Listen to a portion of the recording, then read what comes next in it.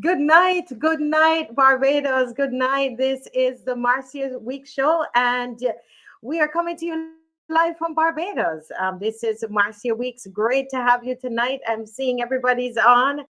I'm waiting. There was somebody here. I came on early and I saw there's somebody before you, Rameem. There's a D. Valon says, I can't wait. D. Valon is on, was on from 5:45. 45:45 p.m. this evening. D. Valon was on. A pleasant good evening to you all. Then Rameem, hey, Rameem was on at 6:05. Good evening, loyal, patriotic opposition. Time to stand up. We must keep pushing back. Giving in is not going to bring change or justice. Lose the fair, leave the sheep, waste no more energy. I think lose the sheep or lose the fair or lose the lion. Oh, lose the lion, leave the sheep, waste no more energy. Yes, we ready. Anybody else ready? Anybody else ready? You know, and Rameem is reminding you guys to share and like the link far and wide. This is important because we recognize something that is happening where once we the numbers, if the numbers are high on the show, it means that the numbers will be high on that particular event that we have. Okay, so we're going to ask you kindly to share the live. Don't say, well, I did already. Share again. Go ahead and share, and let your friends and family know that you're on, because it is directly linked to the numbers that are at the event, at the march, or like we have our event coming up on Sunday, where we're going to be, at our roadside parliament. We're taking the show on right there on the corner of Baxter's Road and Westbury Road. Okay, so we're going to ask you to share and to let people know that we are on. Okay. Yes, yes, yes, yes, yes. And we're saying today for me, tomorrow for you. Yes, Heathcliff. Hey, Heathcliff. Heathcliff, good evening, Heathcliff. Great to have you on. It's excitement tonight. Natasha. Hi, Natasha. Natasha is saying, remember to click the thumbs up and like. Only what? Only two likes? Only two likes, and there are 98 persons on. Sometimes I wonder if people are not sure how to like the video. Yeah. Tracy Barrow, good night, Tracy. Good evening to all. She says, CG. Hey, good night, CG. How are you? Good evening. And there is Sherry Phillips. Sherry Phillips. Wonderful. Wayne Austin. Matt D. Austin. V. Hoy. Hey, V. Hoy. Yes, Queen, McQueenist. Mark Clark. Hey, Mark Clark. Oh, it says good night to all the ops. Yes, wonderful. And thank you for the great work you're doing, Mark, with you're helping a lot of people in need. And this is an angel we have among us. Good night, Mystic Angel. Good night, Mr. B. Greetings, Sharon O. Oh my goodness, it's so good. Business and finance, you're back. Good evening. Welcome back. Yes, yes, yes, you're back. And I'm back. I'm back. I had classes yesterday. Angela. Hi, Angela. Blessings to you. Blessings to you. And to everybody who's contributed to the marches. Thank you so much for all that you are doing. You're doing this for Barbados. You're doing this for this land that we love. You're part of history. You're making history. Okay. You're making everything. You're making it happen. That's what's going on. You're part of history. I was approached by a historian because they wanted to get they want to document what was happening. It's a lot of marches, and that is, they're saying it's unusual for Barbados, but You know, Barbados, we've never, it never happened like this before, twice in a row where we have no opposition and no formal opposition. Hence, the need for us to be that opposition. And that is what is happening. We're going to scrutinize everything that is going on. We're going to look at it carefully and see how it impacts us as a people, and whether we're going to, what we're going to accept and what we're going to reject. If you notice what's happening right now, I think yesterday was the last of it. We had, different persons presenting to the select committee read the child protection bill. And I tell you this, that that bill, opposition, listen to this. This is very, very important to know that that bill was already passed in Parliament, you know. That bill, this is what I want you to know. I want you to get into your brain, get into your mind how this thing works, because there are no opposition, there's no official opposition, then bills and legislations that they get passed very, very quickly. Okay, so bills and legislations, they get passed very quickly. And what happened was that that particular child protection bill was passed quickly in Parliament. And if it wasn't for shows like this, okay, and others who went on brass tacks and started to complain about it. It was Mr. John, who was one of the first ones who started to speak out against it. And then Watch Out My Children, an organization or movement that I'm part of and helped to facilitate. And we started to put out the marches about it. And look what has happened now. Look at what has happened. What has happened? They have had to stop. So the next part of the process would have been that they would now be taking it to the Senate for it to be passed. Now, what has happened is that they have decided that they will need to come to the public because there was an outcry. Other groups started to speak out on it, etc. And Family Faith Freedom started to speak out. Watch Out My Children was speaking out on it. And of course, Dujon, as I said, one of the first voices on it. I remember we sponsored a brass tacks. We put together a whole team on brass tacks to look at the child protection bill. You know, we brought in Umar Johnson to speak on the child protection bill. You remember that? All of those things happened. And they happened, and we thank God that they happened, because what occurred is that they had to stop. And this is why I'm saying, don't give up. Don't you dare give up, opposition. You have a voice. You have a voice. And Lynette, who is not able to come on now because of her schedule, but she always said when she's on this program, she said, remember that there is no politician that will not respond to numbers. And that's why the numbers are important. That when we come out on Sunday, when we come to the roadside parliament, right? When we come out with our food, we're going to bring some food items to those who are in need at the roadside parliament. We're going to bring our ideas, right? Because we are going to give you some time to share on the mic. If everybody could get 2 minutes to share their thoughts on the mic and have discussion around those thoughts, I believe that we can really hear from the people. So if you have your thoughts ready, and you write them down, think about what it is that you want to say.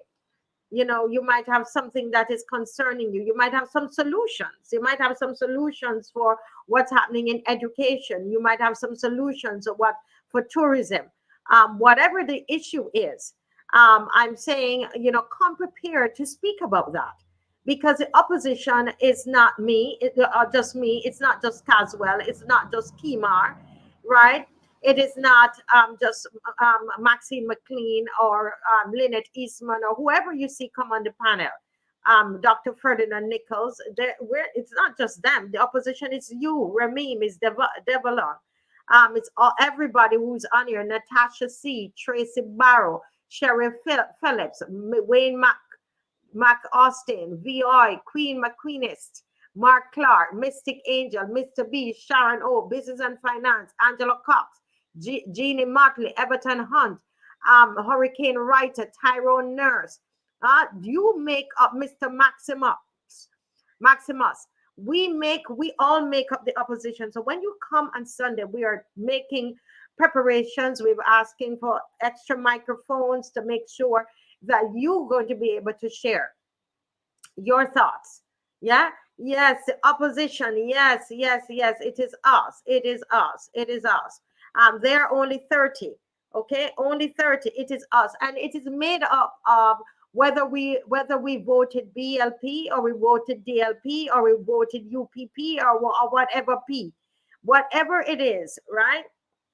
Whatever we voted, it doesn't matter. This is our country. We are standing on the side of the opposition because we must present checks and balances for this government and any government. If it was a DLP government, I said to us, this should teach us a lesson. This should teach us a lesson that we do not leave our future in the hands of politicians. We never leave our future in the hands of politicians. As a people, we need to stand up for love of ourselves and a love of our country. The country is us. It is us. It's the people. It's the people. Yes, Jacqueline, good night. Welcome, Jacqueline Rowe. We welcome you. You're part of the opposition. And I want to say to you, the people who say, well, they're just opposing for opposing's sake. No. You oppose and you present solutions. You would have heard, if you were listening, one of the lawyers who was on our program, she is does work for us, so Watch Out My Children, and a very good friend of mine, and she was making presentations and making solutions. And so it's not just complaining, right? But sometimes you've got to shout out very, very loudly. Sometimes you've got to raise that voice to the roof. Sometimes you've got to bellow out and scream out. Yeah, sometimes we have to do that. And when it comes on to the child protection bill, we need to say absolutely not. We cannot accept a bill that does not protect our children. We cannot accept a bill that does not protect our children. Yes, that is very, very important. I'm trying to find my phone here. Not seeing the general. So I'm here trying to locate my phone. But I want to say to us folks that we heard on Sunday, when we were here on Sunday evening, one of the things that we recognize is that the child protection bill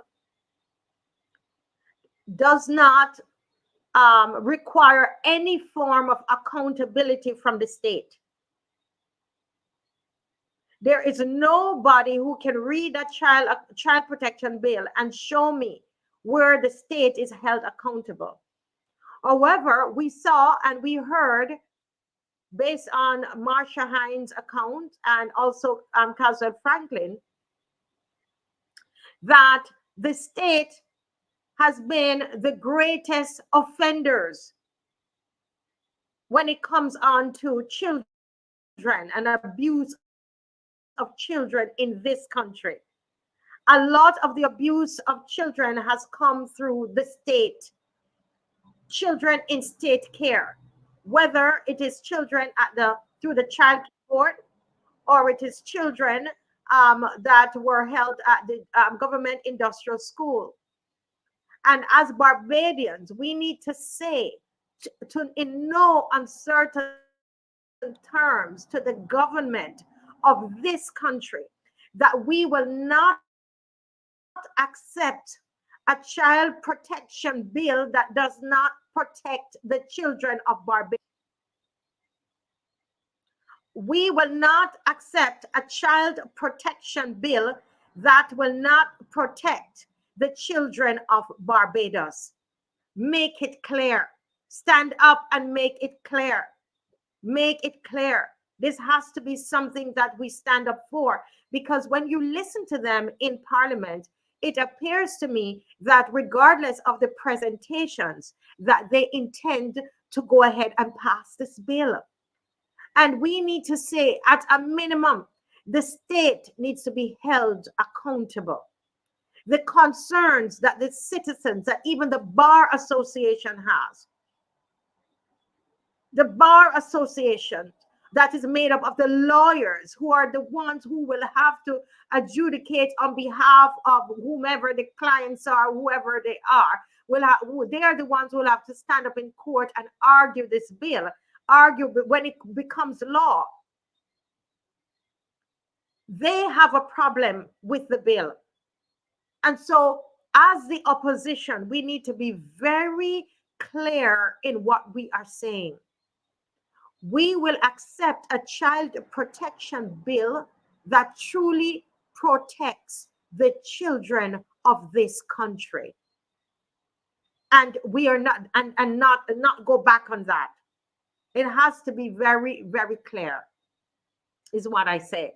What are your thoughts about that, opposition? I see Mr. Franklin is in, and he's getting himself refreshed, so he has the strength to come and talk to us about the prison.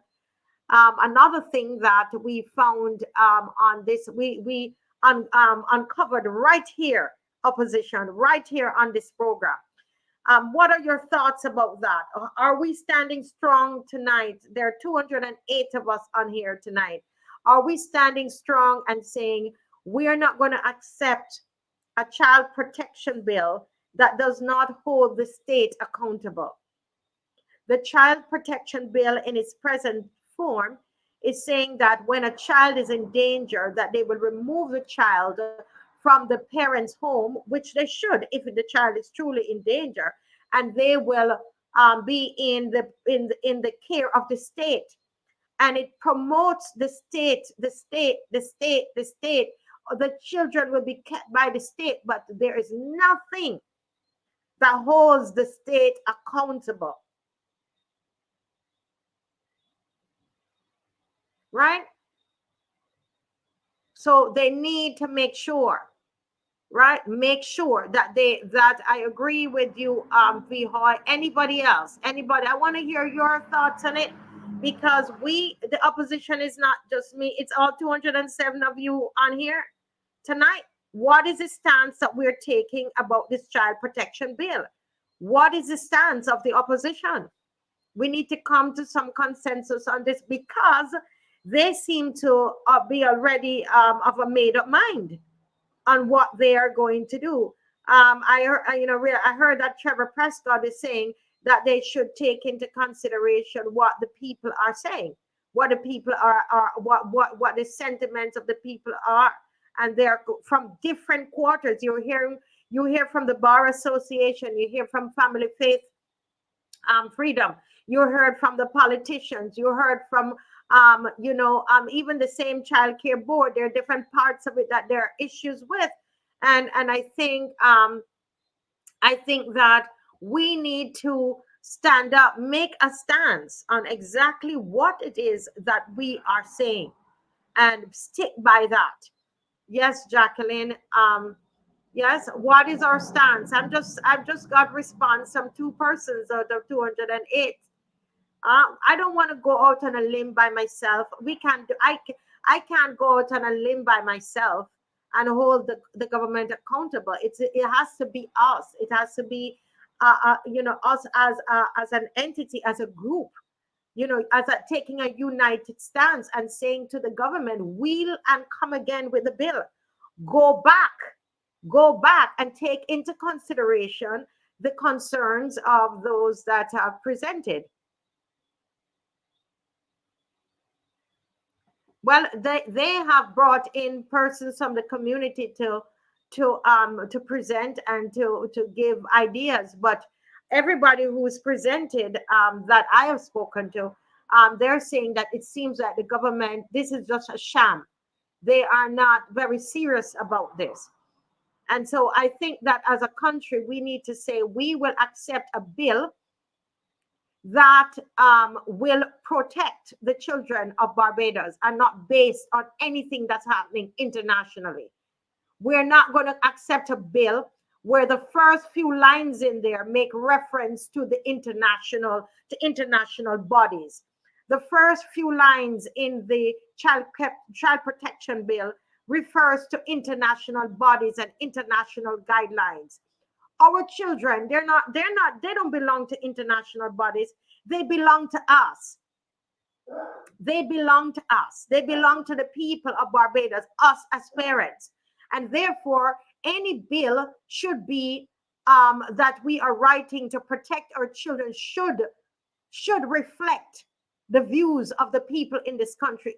The law faculty is having challenges with parts of this bill. So the question is really, who did they consult read this bill? You know, right? Why don't we have a referendum? When last have we had a referendum in this country? Anybody can tell me. Let's participate tonight as we wait on Mr. Franklin. When last have we had a referendum? There was a big talk about a referendum for the Republic, and they went ahead and ignored the populace. No referendum. There's no referendum for nothing because they have all 30. They feel that and that's why they're rushing. Mark says the rush is sickening. The rush is happening, right? The rush Mark is happening. I'm trying to get Mark's comment there.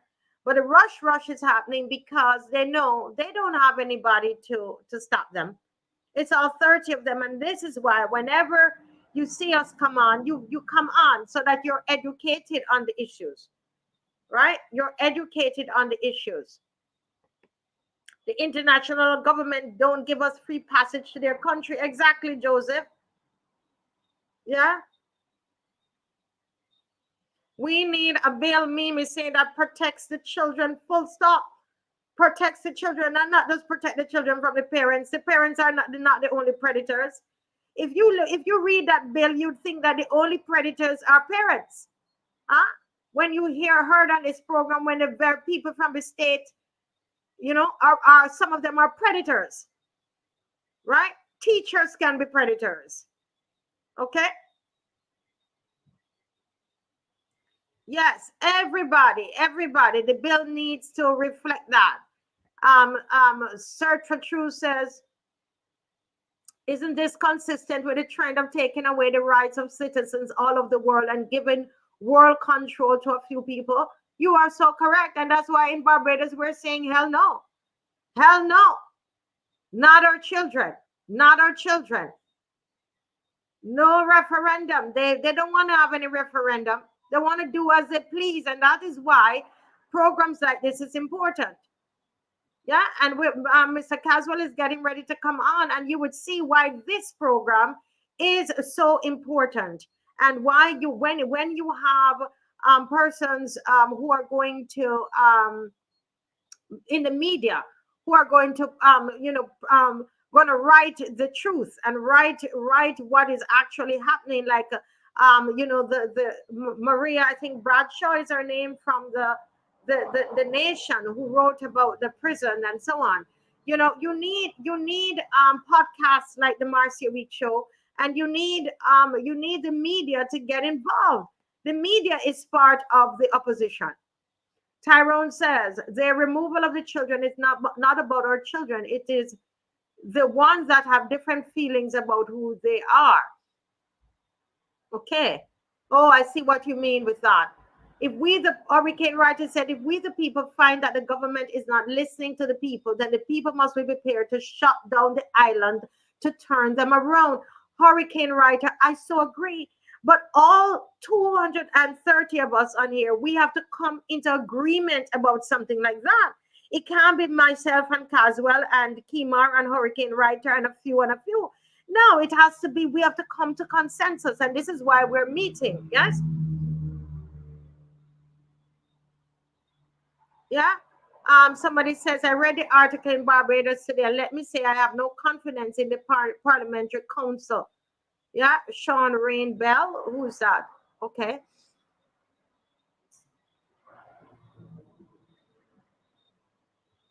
Yeah, so this is important. So that's my little bit there on the child protection bill. And I see that Mr. Franklin is ready to come in. He was very busy today, I know, and he's on tonight. Good night, sir. Hey, good night.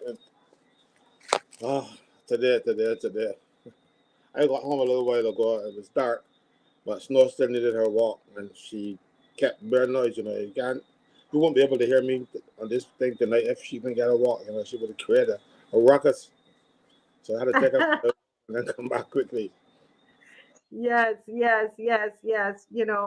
But we're so happy that you're here and that you're able to refresh yourself, walk Snow. So Snow not barking tonight, although she was so cute um when we saw her the other night. But She just, today we need to listen. We need to give this man a hand. Wherever you are, everybody start clapping. Start clapping. Clap this man. Why are we clapping this man? We know we're not worshiping a man, right? But we are grateful. You know why? Because you were the first person. I remember when you came on this show and you started to talk about the issue at the prison. I even was saying, Lord of mercy, where Mr. Franklin get these things from, right? And to see did you all see people giving your hands, clapping, clapping, clapping, clapping? Yes, yes, yes. Did you all see the newspaper today? The same prison warden that we heard about it first time on this program. The first time Barbados heard about that prison warden was on this show by this man, Caswell. And this is a kind of opposition that we need. And he was a voice of opposition in the Senate, you remember, and they did everything to get rid of him.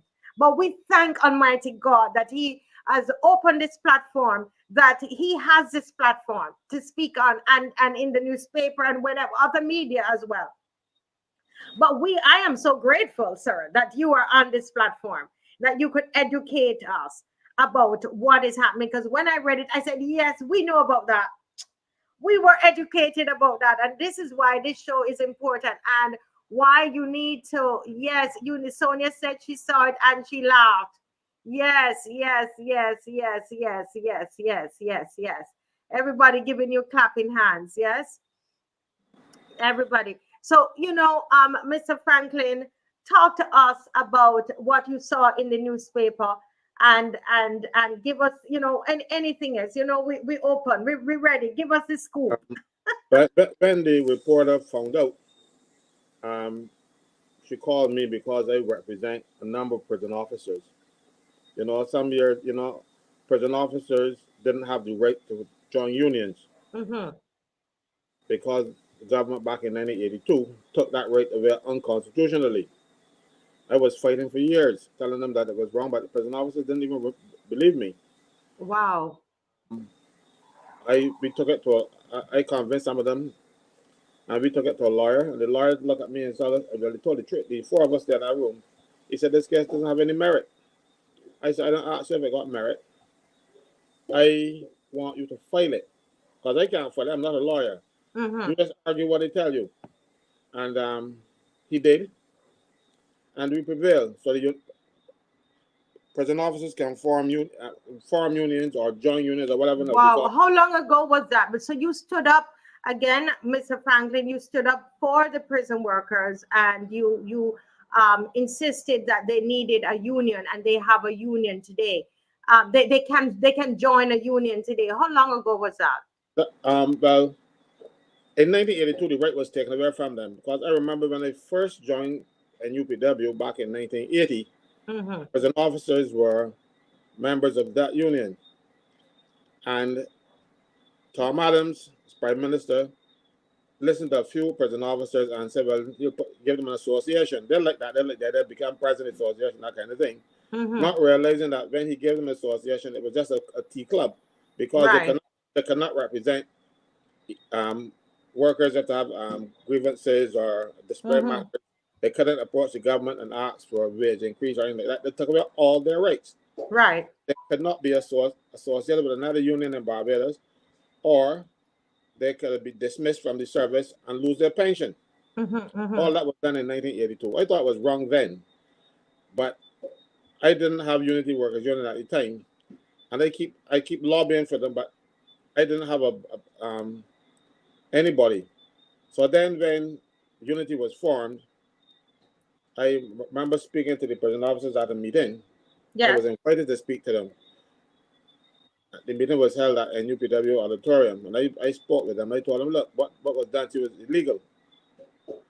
And of course, now they still couldn't join unions. So I have an association called, or a business name called Veritas Services. Yes. It is not a union. It does a lot of things. So one was industrial relations consultant. Mm-hmm. So I started to speak up for them under that banner. So because I'm not only a union, I am CASWELL Franklin. I work Yes. with Unity, so I also deal with this. And anything else you want me to deal with, if I have to form another association, anything to deal with it, I will do so. And we kept lobbying. And as I said, we took it matter to a lawyer, Mm-hmm. and he didn't see the case. He said that the case doesn't have any merit. But I know it had merit because in order to take away a person's constitutional rights, you must have amended or altered the constitution in some way. And that legislation in 1982 did not. So Right. that was the basis for my argument, and nothing more. Justice Cecil McCarthy, he heard the case and he agreed. So he ruled that the entire piece of legislation of 1982, which set up the association, which took away union rights and stuff, was contrary to the Constitution and therefore null and void. He struck it down. Yes. So they started to join with me, and people then you should see the amount of attacks that they were getting as a result. People then start, even other unions start attacking us because they smell union Jews. Ah. So I didn't mind because everybody is free to join. So I continue to receive word. Even prisoners were calling me. And one of the people in prison that was calling me, he gave me some information, and when they disclosed it, somehow they found out it was him. They beat him and put him in segregation. But of course, he was not the only person that was telling me things. So another one get passed on information. They called him and I said, look, my guy got beaten up and put in segregation. Take him out because he ain't doing nothing, and he needs medical attention because he was beaten and was swollen. His knees were swollen very Wow. big. So they took him out of segregation, and you don't usually go to segregation in one day. It's a punishment. Mm-hmm. He knew he didn't do anything wrong, but the only thing he did wrong was to communicate with me, and I was able to get even like cots because they didn't have any cots when they had the COVID stuff. That was because prisoners and prison officers called me. They took body bags up there before they took alcohol and sanitizing, that kind of thing. So I made noise about all those things. You're telling me that they brought body bags at the prison for what? When COVID came, but shutting down for COVID, they got body bags before they got detergent and sanitizers and that kind of stuff. They got body bags first. They were expecting a whole lot of people to die, and I was representing some of them. That's why I tell them don't go up in the prison. And many ministers had it over them. Eventually, they decided they can go to a hotel, so they remain in hotels. Mm-hmm. So I keep very vigilant, especially the prison officers who were in the fight with me, because they're always on the attack for them. And so, of course, now I would hear things, and one of the things that I heard was that this female prison officer, it was known in the prison that she was involved with the prisoner, Mm-hmm. and somehow, when they were recruiting people, she managed to get to some political person Mm-hmm. who smooth the way for her to join the prison staff. You know, therefore, they didn't have any checks to determine if she was a fit and proper person to be there. Because some politicians, I'm not going to call them names, some politicians made it possible. So when the politicians make it possible, the civil servants back out. Because the civil servants should have done the screening. But you can go and screen somebody when the politician already said, well, that person going to get a job. Well, she only wanted to get a job because her boyfriend was in prison. And so you're saying so let's because when I read the newspaper, I remembered all that you said on the show and how people are employed at the prison, the process.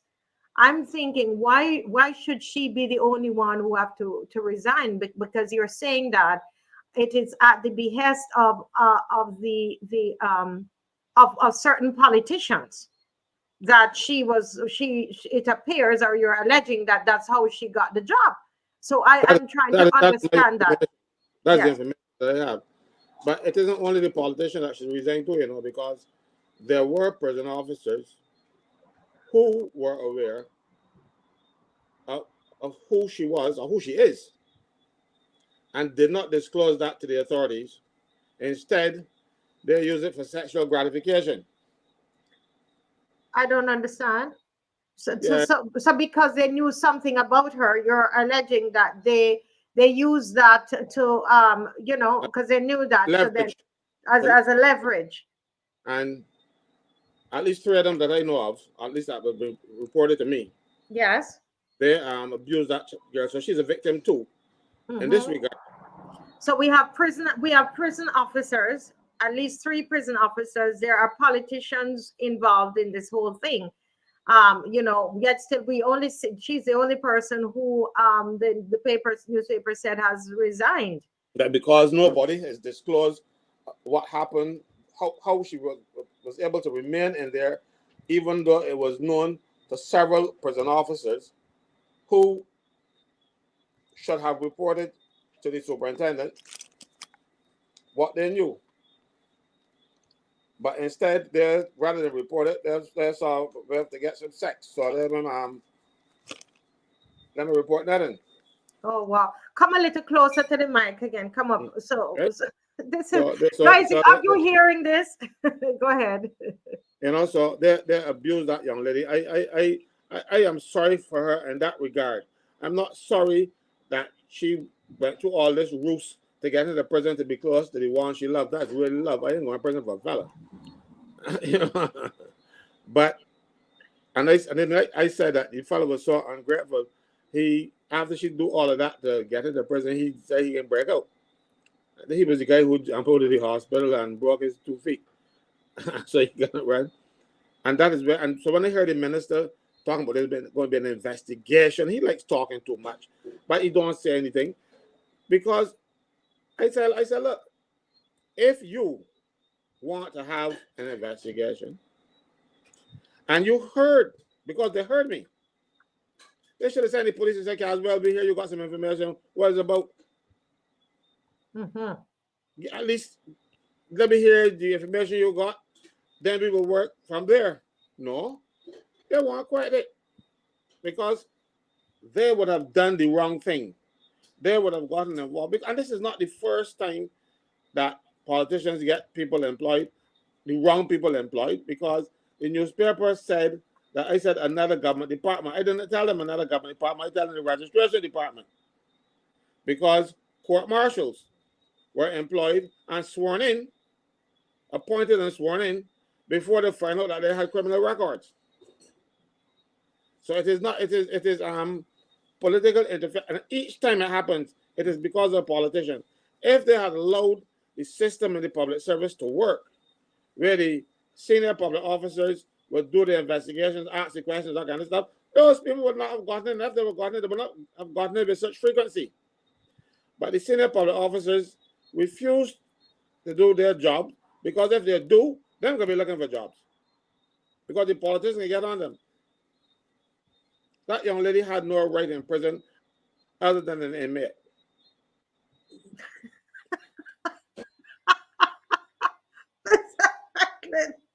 Oh Lord have mercy. Mr. Franklin, she had no right in prison other than being an inmate. No, not at all.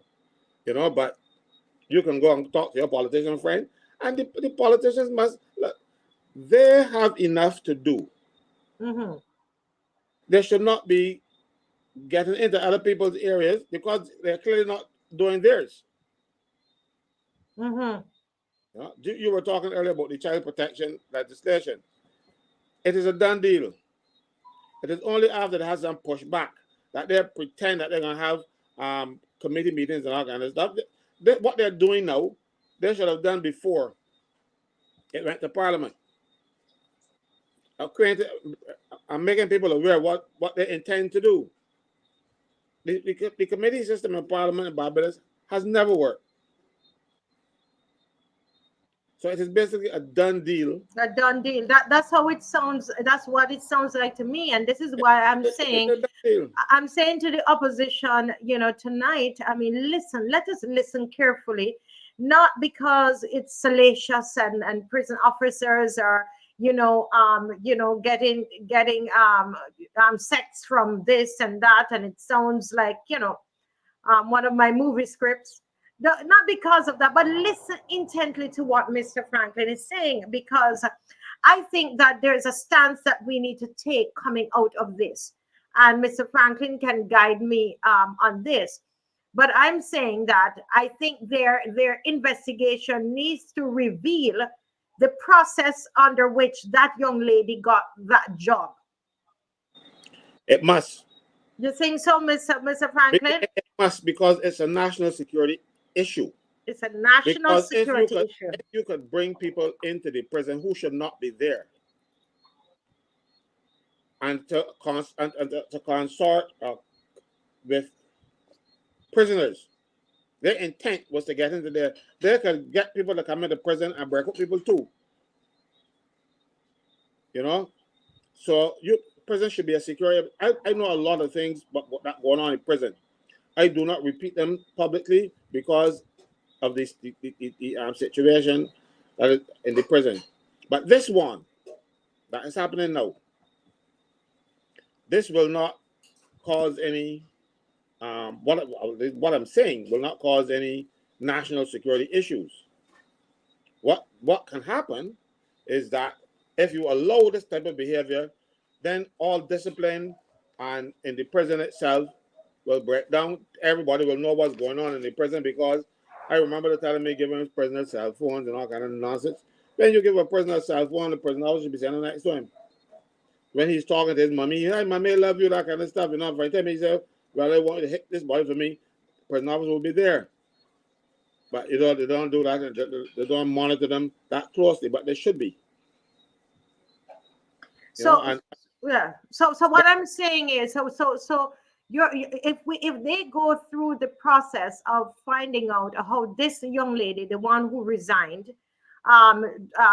because of the investigation, I think that it would reveal to the investigators and to those who are concerned that we don't have another security issue at the prison. It would reveal some of the holes in the whole process, and the doors and the wide open windows at the prison, that the prison doors are wide open if they look at the process. And I think that in doing that, there's some people who need to be fired and there's some people who need to resign.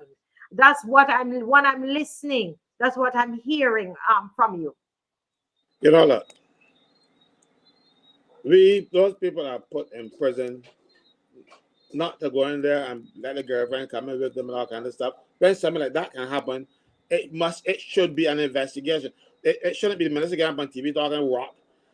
He should have ordered an investigation at the highest level, because the departmental inquiry that I had, that I was in favor of, when they came, they then say, "Oh, a lot of national security issues were raised," and they sealed the report. That was unfortunate, because if they had done a commission of inquiry, the report would not have been sealed, and everybody would have been able to go in and hear what's going on inside the meetings. So that was a ruse not to do anything. But and eventually you're going to destroy this place because you have political friends. Everything in Barbados now has some sort of politics attached to it. But this is not the first time that we had prisoners being involved with prison officers. There was one young lady who was involved with a prisoner, and when he finally came out, they got married. The prison rules makes that an offense because you cannot associate with former inmates. That's against the law. So, but you gotta be associated with them if you marry them. But that young lady was never disciplined. She remains in the prison to this day. Wow. And you want to know why? She was aware of who was having relations with the female prisoners. So as she talked, heads would have rolled. So you don't begin let this thing blow over, you don't talk. And this is known at the highest level. In the ministry, they know who the perpetrator was.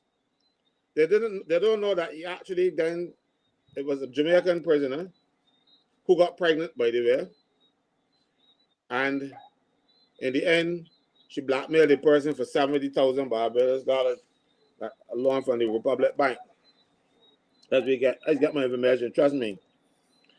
And that person had to pay her to keep her mother quiet and she went back home. $70,000 loan. I don't know if the authorities know how much he paid, but they know who it was.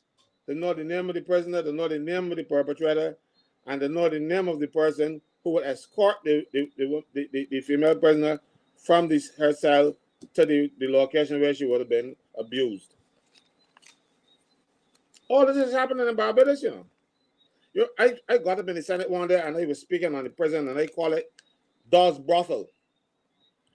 And people were taken aback. But that is what's going on there. You had a case with a prison officer, male prison officer, grabbing a female prison officer and trying to take off her pants. Forcibly fighting her to take off her pants. Oh my God. So can you imagine if they're doing that with another prison official? Can you imagine what they will be doing with an inmate? She reported, and they refused to do anything about him.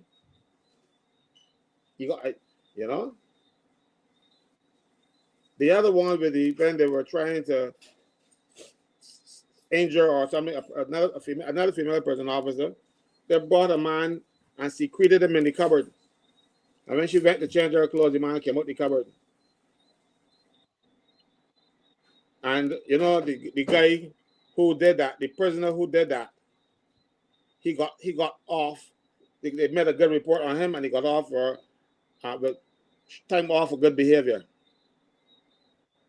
He went to try to rape. This is a prisoner who tried to rape a female prison officer with the connivance of other prison officers. And he got time off for good behavior. So they were trying to teach her a lesson or something? It would appear so. And that lady went through horrors. The people in the ministry fought against compensating her. You name it. This place is a type of Sicily. This is the mafia. That prison officer went through hell. She had to go and see psychiatrists and all kind of things. You imagine you taking off your clothes as a female prison officer in the ladies' quarters, and out comes a guy who went in for rape. Oh my God. That is wickedness to the heights. And I'm saying, Mr. Franklin, when they say that they're doing these investigations, so we saw the Minister of Home Affairs, Wilfred Abrhamas. He came on air and he says, "Oh, we're going to do an investigation." Who is the we? Can you explain to me how that investigation team is made up? who is on that team? I don't know. I don't know who, because the superintendent shouldn't be involved in the investigation, because he will have to adjudicate cases coming out of this, because he has disparate control over prison officers and also the prisoners. So he can't be the person doing the investigation. So it should be the police. Because when we tried to get them to do an investigation into all manner of bad behavior in the prison, they covered up the report. So I am wanting to cover this one now. So I am going to, what I'm doing now is making it public, so they wouldn't have a choice but to do a proper investigation. They did an investigation, and the results of the investigation is not known. Nothing has happened to show that the investigation revealed that there were bad behaviors going on in the prison. Nothing so. And they just said But that doesn't it sound just like the investigation that this same Wilfred Abrams and guys, opposition, I want you to listen to this. This is the same man who, when everybody knew that they were beating up the children at GIS and hurting them, breaking the jawbones, all kinds of things, raping them, all these things are happening at GIS, he did an investigation. This is the same person, the same minister that you put there, opposition. He's employed by you, and he came back and gave the place a clean bill of report. He did it twice. He came back with a clean bill of report of that place, that cesspool of corruption and wickedness against the children in Barbados. He came back with a clean bill of report. And it wasn't until a lot of activist groups, here it goes again, started to make noise about it, that he went back a third time and looked at the same situation and came back with the fact that there's abuse at the GIS. And this is the same minister that is announcing that there will be an investigation. The question is, as Mr. Franklin is asking, what is he going to come back with? You see, the Prime Minister should have required his resignation from way back then. Why do you say that? He is a minister. When anything untoward happened in his ministry, he is responsible. Any other system under the Westminster system of government that we have, and mind you, a lot of people now fail to do the honorable thing. But the honorable thing, even if he had no part to play, because everything was falling down around him, he should have resigned.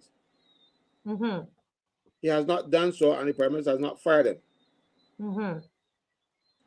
He is one disaster after the next. And I don't know how the Prime Minister could pick them out so good, because the minister before him was equally bad. The same Minister of Home Affairs, who was responsible for prison before, Edmund Hinkson. I heard that he was really terrible. He was awful. I think he's lazy and doesn't do any work, and he didn't want to do any work. He was just there for the glory of being a minister, because, quite frankly, he doesn't need the money. But the CV, is on his CV now. He can say, "Well, I was a minister." It was up to now. He hasn't done any real work in his constituency. He hasn't done any real work as a minister. This one is trying to take away that title from Edmund Hinkson as a do-nothing minister. Just talk. Right. But at the same time, everything that is going on around him is collapsing. And I'm saying, as we're hearing here from Mr. Franklin of this gentleman here that I'm just going to put his picture up just in case people don't remember what he looks like. And I'm saying here, guys, let us have a discussion. We're having a discussion about this, and I am saying that this gentleman, in my estimation, that this gentleman here on the screen, that we as the opposition should be calling for his resignation. This is what I believe. I believe that we should be calling for the resignation of Wilfred Abrahams. Every single thing. The GIS, remember, don't forget Barbados, don't be that they said you're a 9-day, that we're 9-day wonders, that we forget after 9 days. This should be something that we stand up strong about. So there are 2 points that we've made here since the program has started. It's 7:56. We started 7:1 is that we are not accepting the child protection bill in the form that it is. We want a child protection bill that truly protects the children of this country. Okay? And from all possible harm, even from the state. The second thing that I want to ask us, this is my suggestion, Mr. Franklin, and Mr. Franklin has made a suggestion, is that it's for the resignation of this gentleman here, Wilfred Abrahams. The thing for resignation is gone. He should be fired. When you don't do the decent thing, the prime minister should inform the president, look, he's no longer part of my cabinet. So the prime minister now would be dragged into this because she has not taken action against him. Because I don't understand. Well, the prime minister is first among equals, primus inter pares. She has to discipline her ministers. Nobody else can.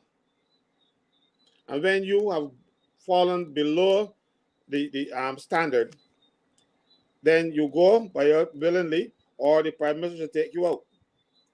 Well, mind you, these people's standards are so low. I don't think any one of those limbo people can get under that bar. Too low. But Kadir, how much longer will Wilfred Abrahams remain an embarrassment to Barbados? Because that's what he is. One of the things that you said, Mr. Franklin, not to cut you there, I want to remind those that are listening, 351 of us here, you have listened to Mr. Franklin outline to you the process by which they employ people and the involvement of politicians. He didn't call anybody's name, but I'm saying that in their investigation, they will find out which politician this is and how the process is. And if he is in charge of the prison, and you have had these 2 attempts, right? There are 2 attempts. It was 2 attempts, Mr. Franklin, in the last couple of weeks of a prisoner escaping. One was an attempt, and one was a successful escape. Just that the guy got caught quickly. But this fella, they caught him somewhere in Christchurch, and they returned to the prison. He got away in circumstances that I cannot tell you, because I know the circumstances. Right. And it is, if I tell you how to do it, more people will escape, and more people encourage other people to escape. And we don't want that. No, that would be bad for this country, because some of them might escape and come out here and do harm to people like me. I want them safely kept in there when they're supposed to be there, Mm-hmm. But this guy, he left the prison in circumstances that should not have happened. And when they fix it, I will tell you that it is fixed. What the problem is. But yes. until such time as they fix it, I cannot speak to it, because it will encourage more escapes. And you really don't want them are there for a reason. But you see, it's a mismanagement. It is a mismanagement that is happening. And she has these people that she is underneath her wings, speaking of the prime minister. And I know that they listen to this program. And we, the citizens, are saying that we feel unsafe with Wilfred Abrahams the Minister of Home Affairs and the prisons underneath him, we feel unsafe, and we want him to be fired. He needs to be fired. And I think that if everybody who is on here, 368 of you now, begin to put that up in your status, your Instagram status, put it on your Facebook status, put it or send it around on WhatsApp. Call for it. Be specific about what we want. We do not want the child protection bill in its present form. We need something to be done concerning the prisons. Somebody said here, Mr. Joseph Cadogan, I saw he said that who will be in charge of the prisons? Who will be the Minister of Home Affairs then if Wilfred Abrhamas is fired?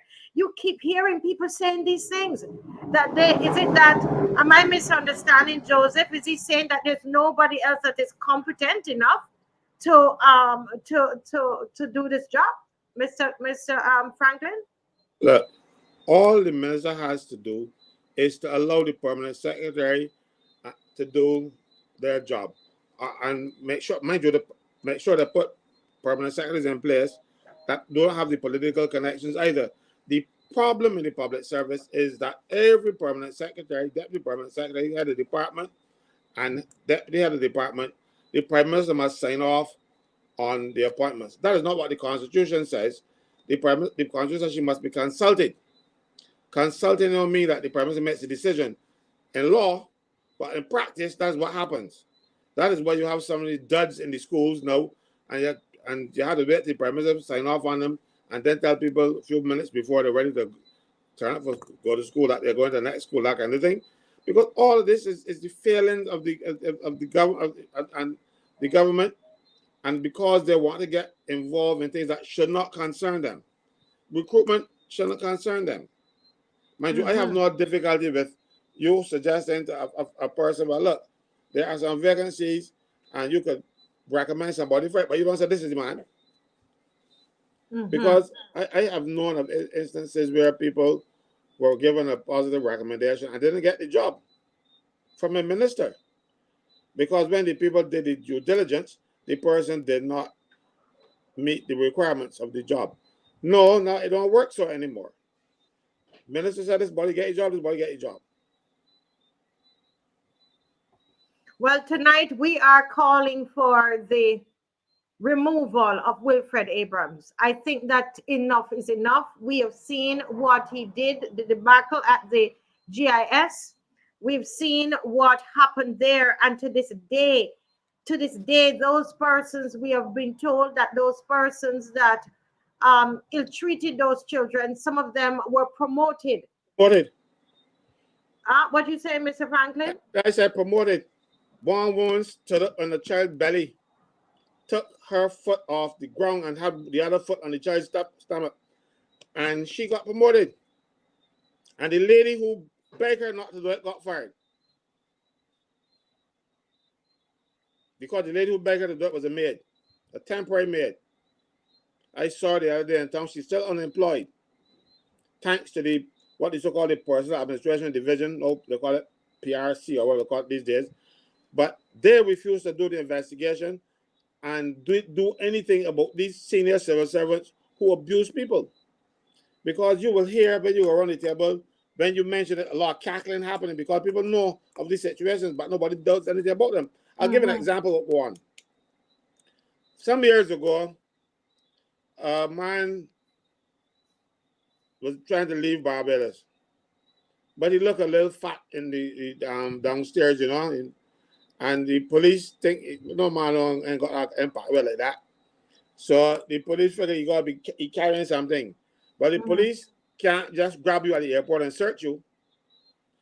But they took him to customs, and customs don't have more authority to search than any police officer. Customs don't need a warrant. So they took him to customs, and customs took off his clothes and out dropped $70,000 US on the ground. Customs seized the money, handed over the money to their supervisors, and the guy went to court to get his money back. When he got the decision from the court said, "Oh, you got to give back the money."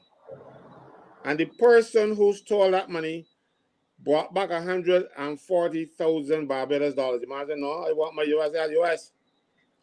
Nothing happened to that person. That person was also Wow. promoted. You got connections. Yes. Barbados have to have connections. I'm telling you, 70,000 US dollars was stolen from customs by a known person who subsequently got promoted, and nothing has happened to that person. Yeah. That's the kind of thing that is happening. And I think that, Mr. Caswell, Mr. Franklin, I thank God for people like you, because I know that if it did not come out publicly, that woman would, I believe, this is my belief, that that woman would still be working at that prison as a prison warden if it did not come out in the public domain. That's why I tell you, they listen to the show. They listen to the show, right? And I think that someone says here that that we at Barbados has great talent. Don't doubt ourselves. I agree. This is why I keep saying, why do we think that it's only those 30 that can manage this country? What happened is that we were told that, and we told that they were very bright. Honestly, I was one who believed it, that they were so bright. These were the brightest of the brightest, and they're going to turn this country around. And we realized, hold a minute, look at this, he knew from the time he went down to St. John and talk about the people, the water, and all of that. We realized that he didn't have much sense, right? And then with the GIS situation, he did such a terrible job with that. And here he is now with this prison situation, right? And so Mr. Franklin, I see yes, Alwyn is saying, who remembered the leak from the dry tap response in a town hall meeting? Yeah, Yes, yeah. But yes, before we do that, I'm going to give you one of those moments. yes. The person who took the 70,000 US dollars Oh was Lord. promoted to the person on your phone. I just sent it to you. Oh God. Lord, I see Miss McLean is there waiting to come on. She's gonna talk about the youth. Let me 1 second. Yeah, Wow. yes, Marcia. She got promoted to that level. Wow. And would you believe that a guard is seen with a couple of bottles of liquor and he's suspended for 4 years? I tell you. Suspended for 4 years. And no, and this case soon will come up. But Yes. this person didn't get so much as what you do that. You know what I mean? That's it. See, that's it. That's the problem. It's systemic. Country is rife. Well, I think that the people who are on, I know Miss McLean is ready to come on. I'm going to bring her in the studio. Those of you who are on tonight, I will say, talk about it at your workplace. Talk about it in the bus. Talk about it at the bus station. Make it a topic of conversation. We know what to do. We can do it. We can do it. Write about it. When you see people talk about Wilfred Abrhamas, share what you know, right? And let people begin to call for his resignation. Write the prime minister. You can write. You can write. You know how to write. Write the newspaper. Make a big fuss about it. Don't wait on any one person to do it. We say we are the opposition. There are 401 of you on. The 401 of you on. Everybody get involved. Don't wait on somebody else. Listen, this is what Barra talks about. Is that what kind of mirror image we have of ourselves, This is what it's all about. The anthem, we're strict guardians of this heritage here. All right. And if we don't stand up for this country, Who else will? We can't depend on politicians to do it for us. We are seeing that. Marcia, before Maxine comes on, Yes. I want to correct a lot of people in Barbados who were saying that these people are bright and bright people. You when you are bright, you show it. Show me something that those 30 people were successful at and want to bring that kind of success into politics. Most of them were right now, this lot that we have here, a lot of them were unemployed or unemployable. And government is the best thing that happened to them. It gives them at least meals every day because some of them are eating every day. And no, they're not the brightest. That's propaganda. That is what they say, and if they say it long enough and regularly enough, people believe it. But ask for their track record. They got none. Mm-hmm. None Mm-hmm. whatsoever. Yes. They got Yes. one or two that was successful at something, but the majority of them is showing that they could manage a pawn boat. You know. Mm. Wow. You keep sending me these things, and I just can't even believe them in my phone. I need to delete them. But let me welcome Miss McLean. Miss McLean, it's hot tonight. Hot tonight. I'm not even going to draw you into this. Let me move this off. Let me move this off. I won't even draw you into this. But you part of the opposition too. Because once you Bajan, you're part of the opposition. And this is what we're saying, that we're not going to let those 30 that is in there destroy this nation. But we're going to stand up and we are going to speak it out loud. And, we're going to sound the alarm loud on various things in this country. And I know you're on this evening. Welcome, Thank Ms. you very much. McLean, Good evening. to sound the alarm in another area. Yes, what's on your mind this evening?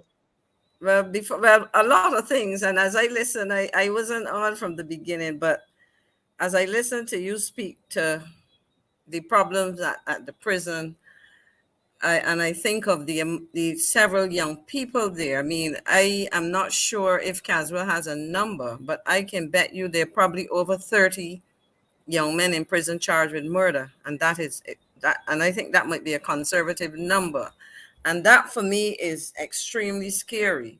And then you get lax activities, but that happens when people who come to public life, one of the first questions they ask you, what are the perks of the position, rather than say, how can I serve, and what kinds of demands will this make of me? How do I prepare myself? Vihoy, I miss the program too, but Mondays are a little tight for me sometimes, given another commitment. But Marcy, a part of what has been occupying me, and this is to the individual who said they missed me on Monday. I have been serving on the Parliamentary Reform Commission, and I wouldn't speak about that and issues generally related to that in this on this program per se. One of the things I can tell you that has preoccupied us is the whole question of young people. And when I look at things, and I want to talk about young people within the context of in the absence of hearing what you said, in the context of what's happening in our prison system, because what we are seeing there is an increasing number of persons under 25 being incarcerated for some very serious crimes, in some instances, multiple murders. And that is frightening. But we have to get into the question of why. But part of the problem that we have is that there are a lot of young people in Barbados who are losing faith. They're becoming hopeless in terms of what they see to be opportunities for them here in Barbados. And so while we sit down and at the macro level, we talk a lot about, GDP per capita and foreign reserves and these kind of things.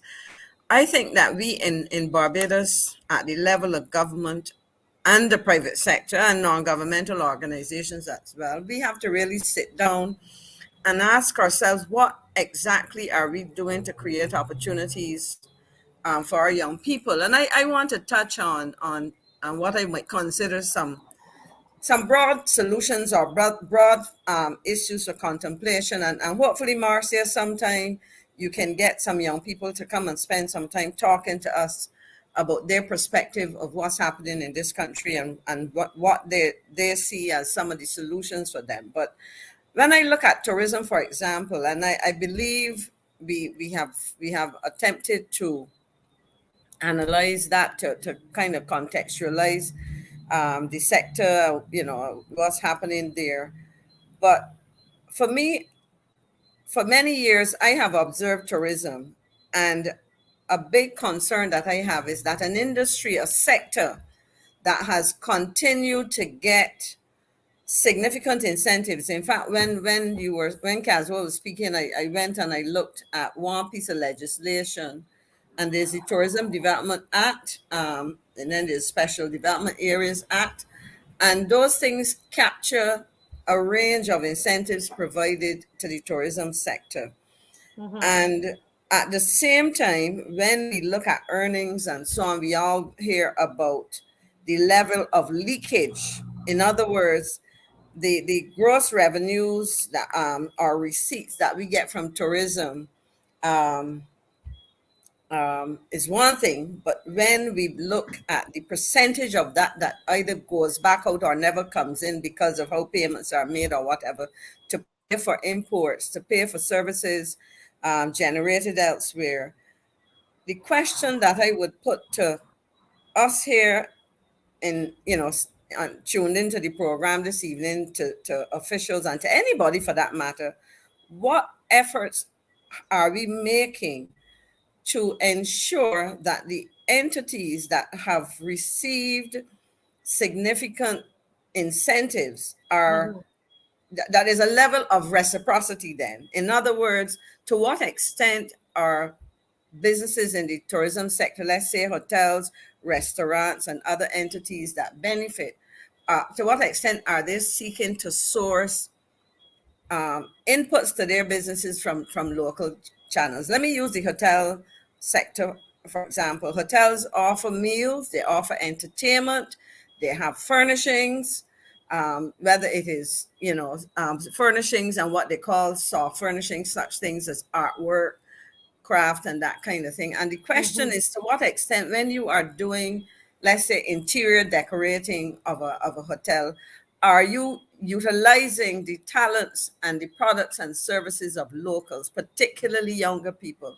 We Mm-hmm. have programs in fine arts.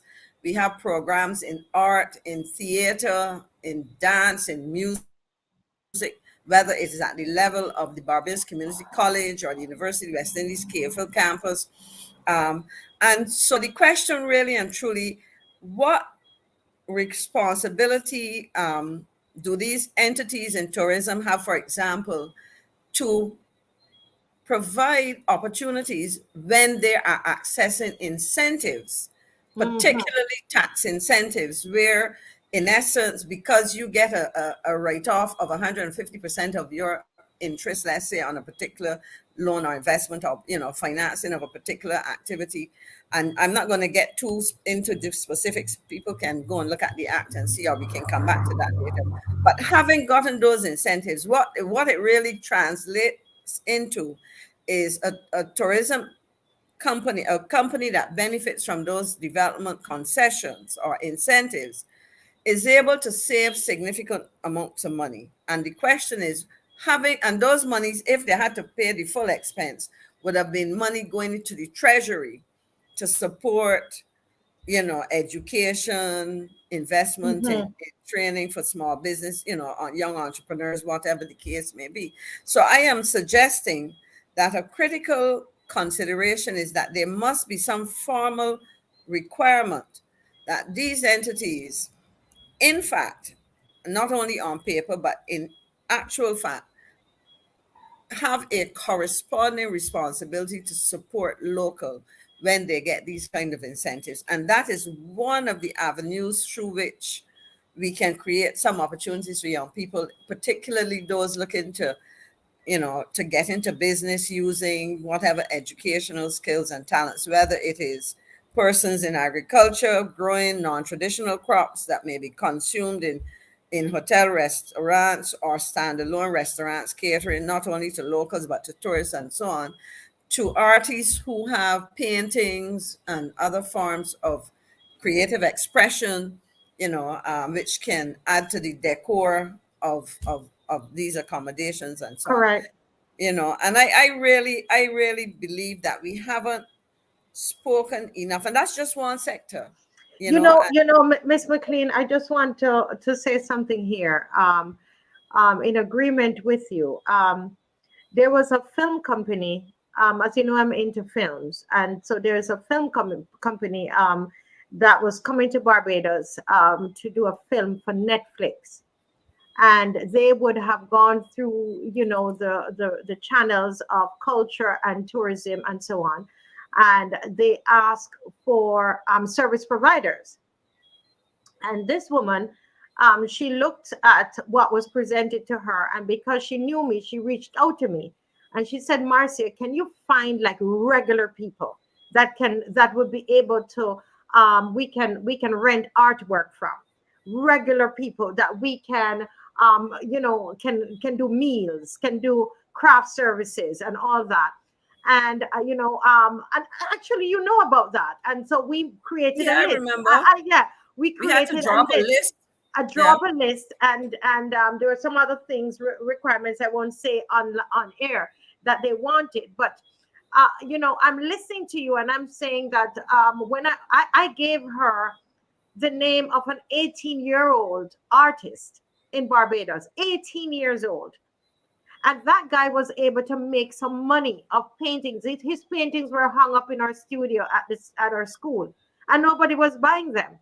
But the Netflix was able to come here, Miss McLean, and they were able to use his paintings in their film. And not just that, they wrote me and said it's such a beautiful young man. They met him, and do you know what that did to that young man? Later on, I saw they did a piece on him in the newspaper. He's 18. So I so agree with what you're saying. It's a call. It's a sense of responsibility, where if you are given incentives, because which the hotels are given incentives, that you begin now to look in the nation and to see how you can develop. But if they don't want to do it, what you're saying is that there should be something that is some clause within those incentives, receiving those incentives, where now you will have to employ certain numbers of young people. Is that what you're saying? Well, yeah, employ them or source their services, their products. And for example, take the young man that you referred to. Um, Clearly, once the Netflix would have used some of his artwork, he would have been acknowledged in the credits and so on. His work now they can help him to that ends up creating like a value. They can help now start to think in terms of what would he be paid for that. Somebody may watch a movie and say, I mean, I have a piece of artwork I'm looking at, but that piece of artwork is actually something I bought some years ago in the market on the street in Kenya. It is painted on crocus bag, what we call crocus bag, and so on. Now I was at a conference that was in the 90s. I was at the university still, and I walked down the market and I bought that. But I brought it home, and a local frame company framed it for me. Now there Mm-hmm. are Barbadians who do this kind of work daily. And Mm-hmm. so I'm saying that you should be required, whether it is to buy paintings. Let me use another example again. And these are things that can be done by young operators. I have in my working life, traveled all over the place. And this started before I was a minister of government. But one of the things that I noted whenever I traveled in South or Central America or the Caribbean, Jamaica, Trinidad, St. Lucia, Guyana, wherever, you walk into a restaurant, in a hotel, big or small, you go to breakfast, and this was particularly so in South and Central America. You go into a restaurant for breakfast, you can find all manner of local fruit. Mm-hmm. If you go to a restaurant in a hotel in Barbados, it is highly unlikely that you will see a slice of pawpaw. You would Mm-hmm. not see. I'm telling you the kinds of things that I saw. If I was even, I even saw people eating passion fruit, which is basically a set of seeds. They cut them in half and they're there, and people eat them like that. Now, for Yes. us, we tend to, coconut slice. I mean, coconut meaning the not coconut jelly, but the hard coconut cut in nice little pieces.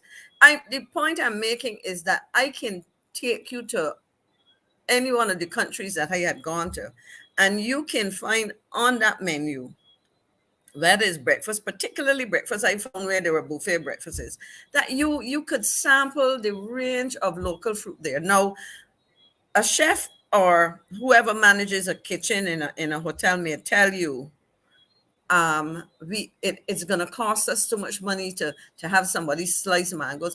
Well, you don't have to slice them in a hotel. There was a Ghanaian who I saw a story done on BBC. This man exported. If you're going to the what are the supermarkets in the UK, any of those major supermarket chains, you will find those little containers, takeaway containers with sliced mango. But you know where that mango came from? In summer, they came from his farms in West Africa, and Mm. in winter, because below the equator the seasons are reversed, they came from Southern Africa. And this is Mm. somebody who is preparing mango in Africa and exporting the sliced mango. So why is it that we cannot have hotels agree? I mean, we talk about standards. I mean, and people will walk in to at Tesco's or whoever in the UK, or they walk into a similar place in the US. In the US, you may get them from Mexico or Costa Rica or wherever, but they're buying these things, and I cannot walk into a restaurant and find them. Today I met a good friend of mine who came into Barbados with some friends for about 2 week holiday, and they are staying at a hotel. And the first thing she said to me, I want some golden apples. This is a Barbadian who lives overseas. Mm-hmm. And I said to her, well, quite ironically, I was talking to somebody today who, as far as I know, has one of the few flourishing golden apple trees. Because if you know, we would have had some kind of disease or something affect golden apple trees in Barbados.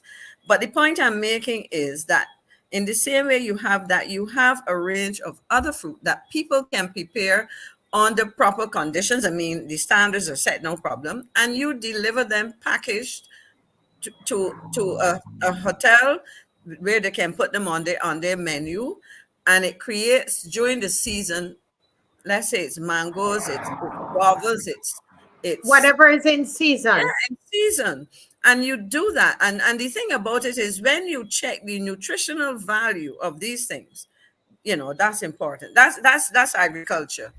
Mm-hmm. In the same way we talk about fruit, we can talk about providing sourcing in a very serious way, vegetables and ground provisions. And you went to Ghana the same time that I went there, and you can tell them about the foods that we were served while you were working on your film and so on. Mm-hmm. And I mean, whether it was, and the same things that we knew, it was yam, it was plantain, I mean. And if And I may jump in there again, Miss, you are just, this is exciting me so much because I love young people. And one of the things that happened to me, guys, I see everybody has some lovely comments here. I'm going to put them up soon. But let me tell you what one of the things that happened to me in Ghana was the first day that I was on the set there to do the movie, to film the movie Joseph.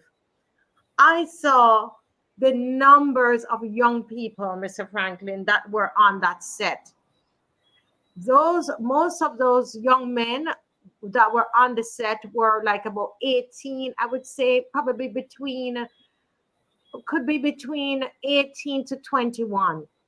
yep. And they were running and moving, like they knew what they were doing and so on. And I stood there and I was looking at them.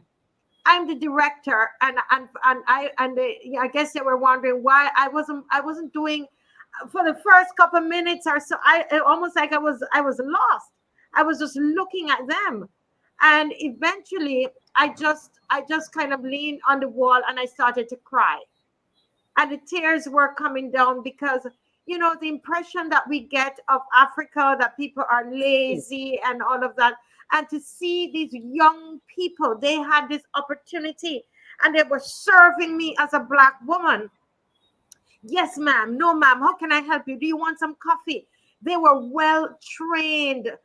And I recognize, Miss McLean, that a lot, the youth in Africa, they are so vibrant. They are, oh my goodness, they are entrepreneurs. They are leading industries. And I'm thinking, what happened to us at home?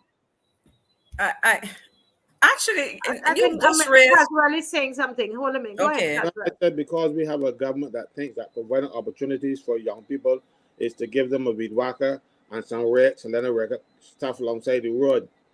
They don't know how to educate young people to get them to be productive members of this society. They just want a vote so they can give you a job just around election time, and then after the job, after the elections are over, they let work for a few more months after that, and bam, you're out there so waiting again for the next red shirt and $100.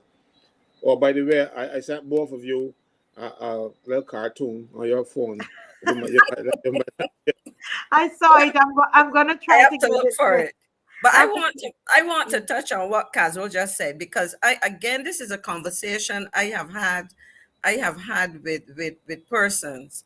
Um, um, I see the cartoon you will all see. You will. I'm trying to get it up on the screen so they'll on the all screen while see I it. talk. Okay, Yeah, yeah. Go and ahead. and and the, and it ties in very much with what I said. No, I remember the whole program of temporary workers dealing with weeding and so on.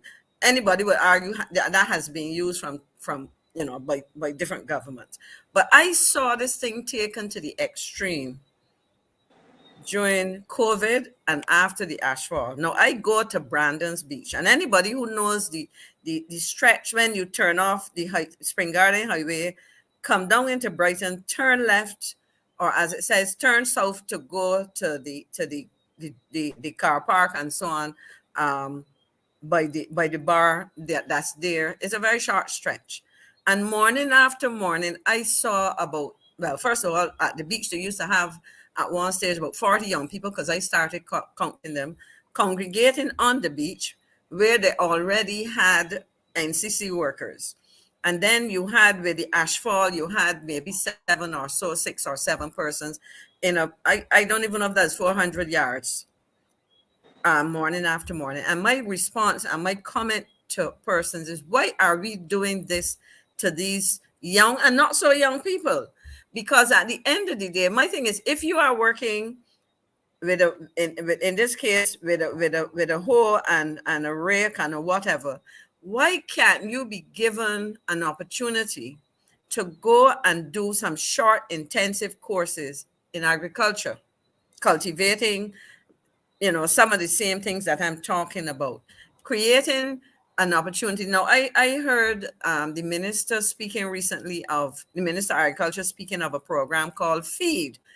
And it was, from what he's saying, this program, from what I read, this program was designed to train a specific number of young people or people, and then they would have been given land and support to get into agriculture. But it ended up being a training program which seemed to have gone not too far. And the point I'm making is that we have to start being more creative and being more sensible in how we create those opportunities. In other words, rather than create what is a dependency, because I listened clearly to what Caswell said. You increase the numbers just before an election or maybe just after, and you give people some temporary money, and they go off, they come to work for a couple of weeks, and then they go, and this dependency continues. But what about partnering with the Food and Agricultural Organization, the Global Environmental Fund, because these are entities that provide grant funding and so on, and get people working. Now, I want to suggest, Marcia, some very specifics because, and I thought I would spend time doing this because we spend a lot of time explaining to the public the problems that we are seeing. But unfortunately, when I search for concrete programs, uh, especially now, I don't see it. And I speak to agriculture because I know that when I was foreign minister, we negotiated grant funding from the Chinese to go to the Hope Foundation, not hear me, not the Hope Foundation, sorry, folks from the Hope Foundation, to the Hope Plantation in St. Lucie. And the idea was, given the interest that there is in agriculture at the level of the, as it was then the Samuel Jackman Prescott Polytechnic, now and then it later became Sam Jackman Prescott Institute of Technology, I think it is. And the programs at the BCC, there was a missing piece. And that missing piece was that you were training these young people very, very well in agriculture. But once they graduated, or they did not have an automatic move on to a business opportunity. And so the idea was that part of the training, and I will tell you, they did very good attachments and so on, because you might have heard me mention it before. I have a niece who studied agriculture in those two institutions before going on to CASWELL and so on, and she works in agriculture. But so this was to enhance the attachments and so on, that they do very good programs, whether it's in livestock and so on, but there would have been a residential component. That, and the funds were provided. I don't know what has become of that, and it was significant resources. These are grant funding funds that were sitting around for a while. And we looked at that because that was it. The other suggestion that would have been made, and I don't know how far it got, because one of the problems we had was some frustration, because there was an effort to address the whole issue of agriculture with youth and so on. And meeting after meeting, you would ask for information, and officers would just dilly-dally and but that I don't want to dwell on that. I want to dwell on the solutions.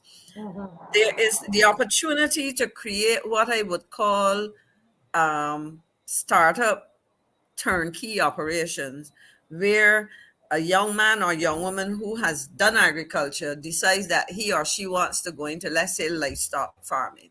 Small ruminants being, goat, sheep, whatever the case may be, or they may want to go into poultry, etc., or they may want to go into shade houses producing short crops like lettuce and what we call Chinese cabbage and some other kinds of things. And what you do is you really create those a business operation, and that person then does not have to go and search for land, search for inputs, but they are given those with a clear understanding that this is in fact a form of financing a startup business. And if you partner that with a market outside of the local domestic consumer, but partner that, let's say, with hotels and so on, and you set up structures to purchase those, and I mean, it can work. But no, you give somebody a rake and a thing, and you tell them, okay, we're going to give you $500 a week, and then afterwards, we don't take national insurance from them, and then we send them the merry way and tell them that they were self-employed or whatever. But I'm saying, and this can be done, Marcia, because I now want to talk about how do you finance this.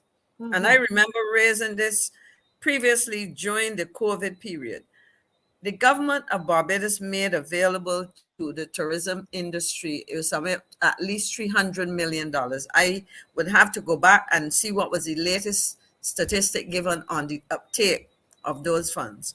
But think about it, $300 million, if 10% of that were allocated to helping those kind of startup, operations, where a young farmer or group of farmers, because you also can put people into groups so that they set up companies because they've been in the class studying together, they have a similar interests, they know one another, and they start a business. Or you take a student who's done accounting, or marketing, and you put together a management team, because this body is good at the technical aspects of agriculture production, but they want somebody to help with farm management.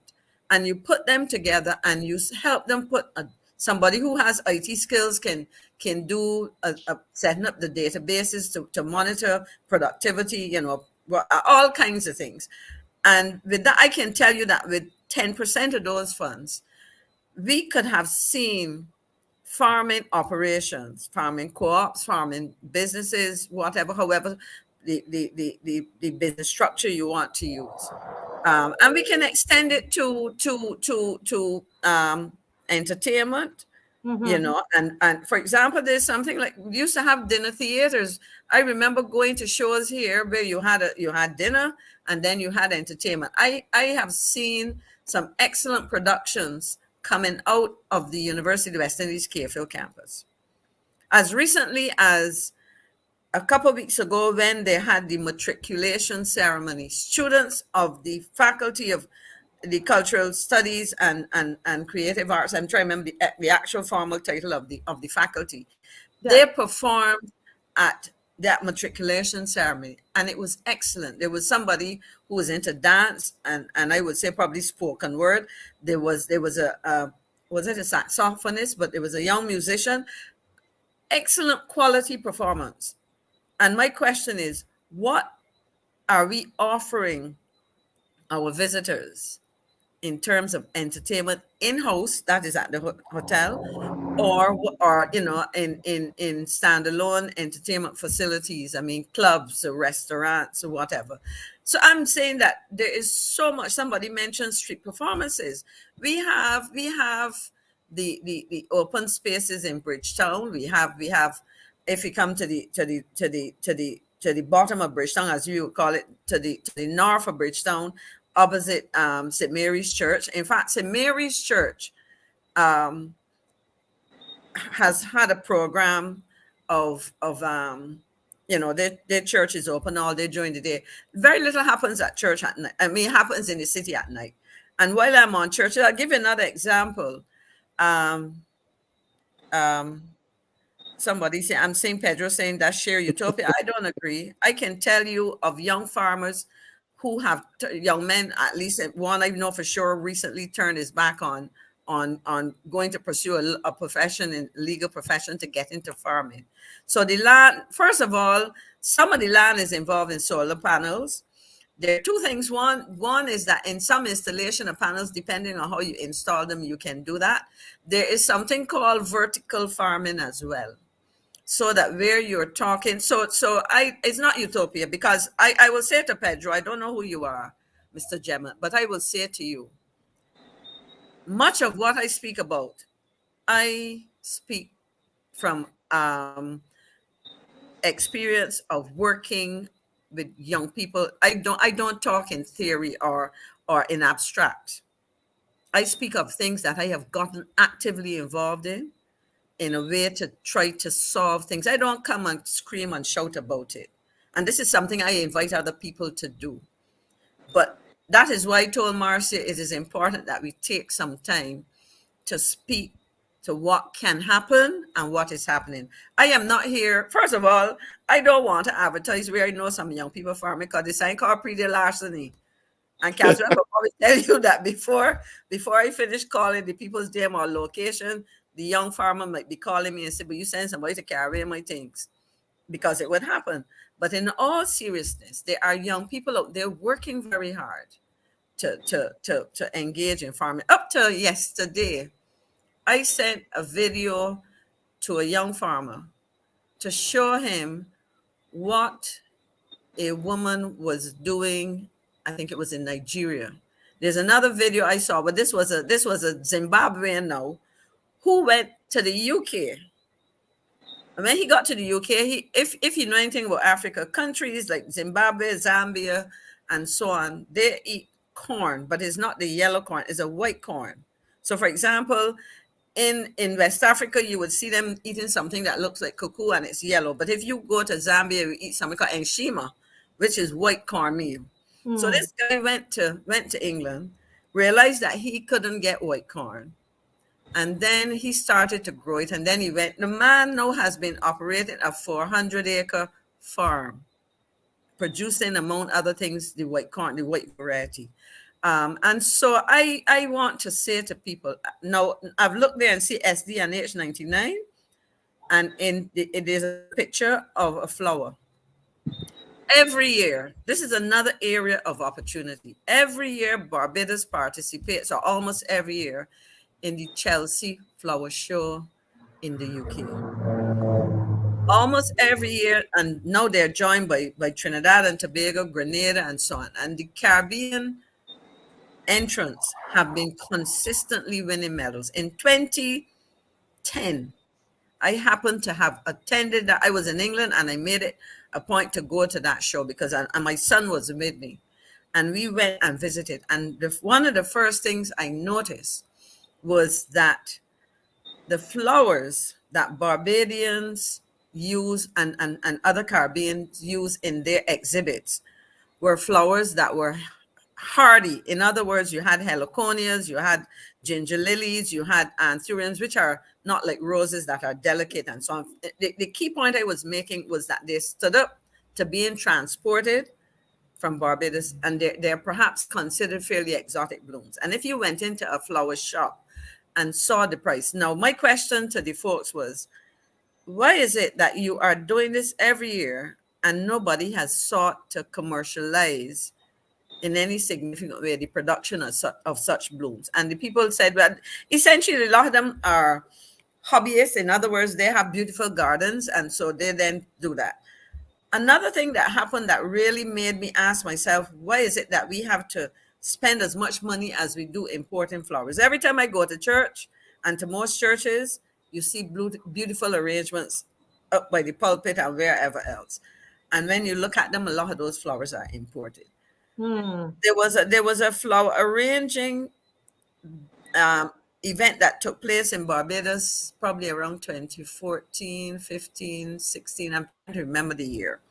A full year before that show happened, some folks who were arranging it came to me and asked me, they were looking to make sure that a number of things were in place. And I said to them, since you're planning in advance, have you approached producers in Barbados to say, look, we have these people, and the exhibitors came from as far as Oman. They had Oman, Pakistan, Australia, a whole set of countries.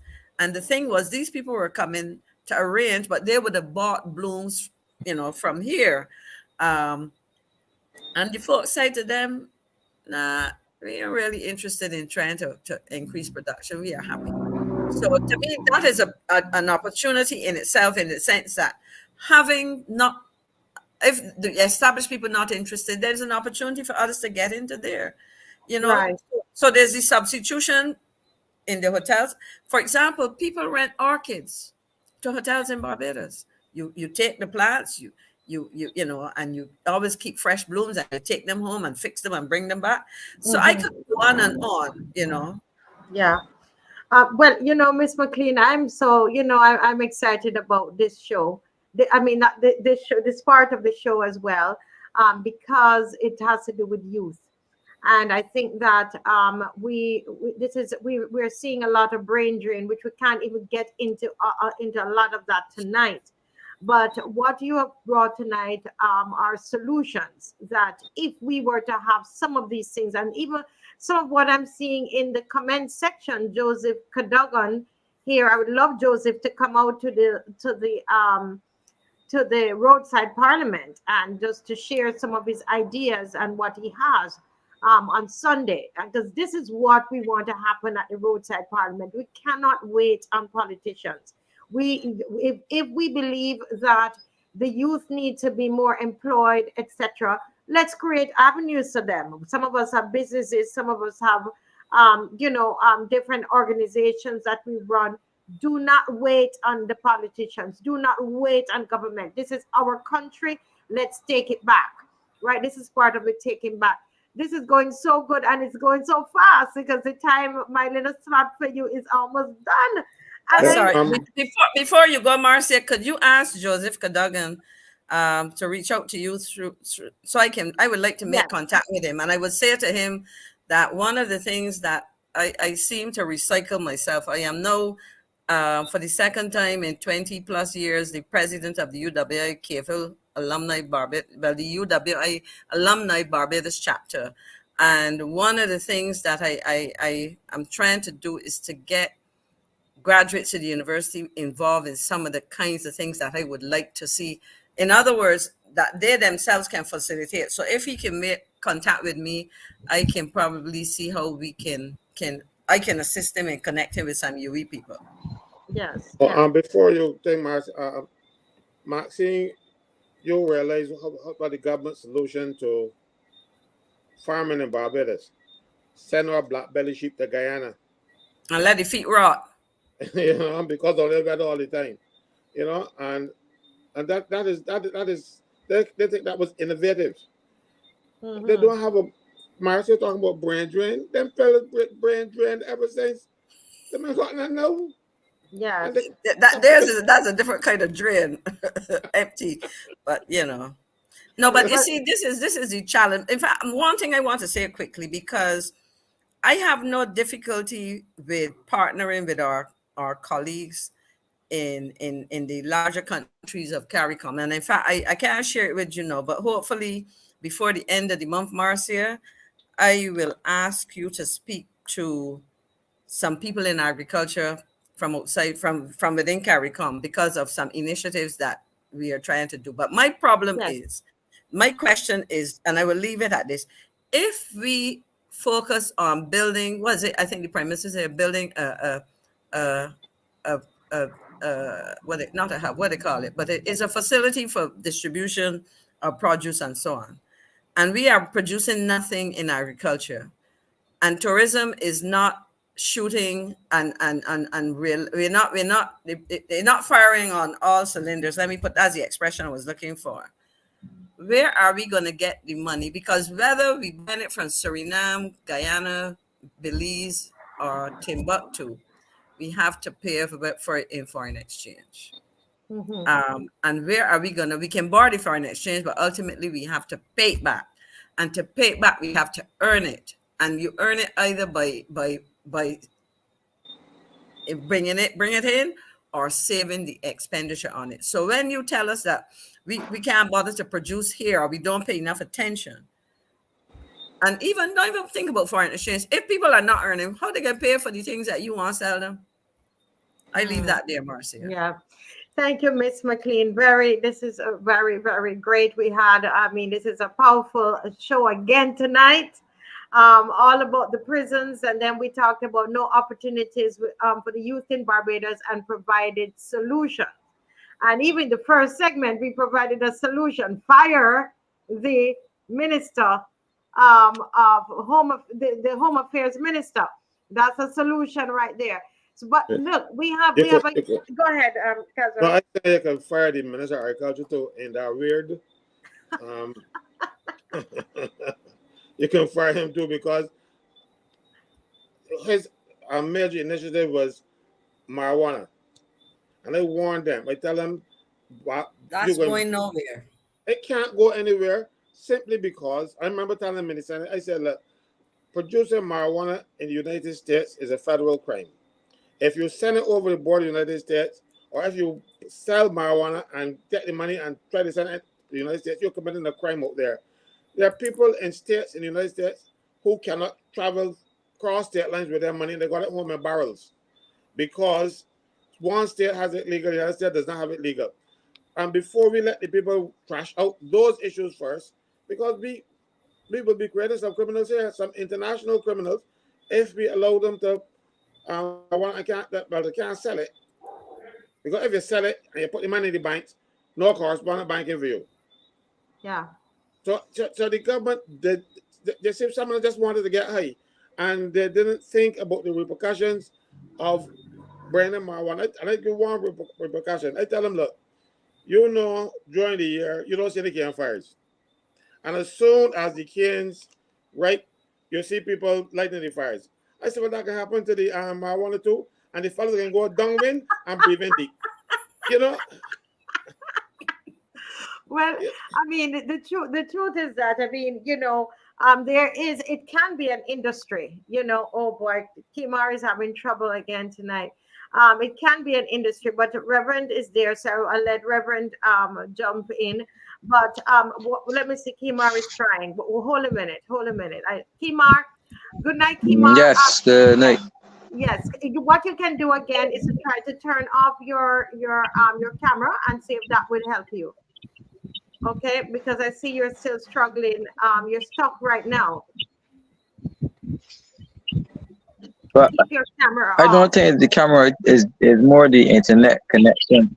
The But internet if you connection. turn off the camera, it might help because your bandwidth might be a Is problem. So if you hello? turn off the camera and try it, and just speak and see what happens. Just turn off the camera and speak and see what happens. Right. Okay, all But right. if feedback comes through the screen where it's not the camera per se, It's so I can so the turn it back sound. on and it still work like fine. Yeah, the sound is Right. coming up. Uh, I see what you're saying. We're still hearing you clearly. Well, Kima, we're happy to have you. Always happy to have you. yeah. Tonight, we were just talking in this segment about opportunities for youth in Barbados. And one of the reasons that we always smile when we see you on is that you are the youngest among us. And all the time you come and you teach us, you bring something new, and I'm sure you learn from us as well. And so we are happy we're doing that on this program. And you and I have had many conversations just last week about how can we get young people to just have a session just with the youth on here one night. And so if those of you who are listening, if you know of young persons who are not afraid to come on and to speak, who is gone again? Those who can come on and can speak to any of the issues or just concerns that they have as young people. If you know anybody like that, and you can make suggestions to us. My number is somewhere there, 1246 236 7000. Okay. You can actually come on, call me, give me a message, and recommend people for the show. We want to have a show with young people on, because that's the future there. And we need to be talking to them and talking with them and talking about them and hearing. I love to be around young people, so we're happy to have you. Kimar, what's on your mind tonight? Let's talk quick before you go off again. Well, good night again. Good night to the audience. Good night to the panel. Uh, First, I can let young people. Just want to acknowledge two young persons who are doing a lot of work. Shaquani Hunt. She's often on the radio with Barry Wilkinson. Uh, I saw her on the radio with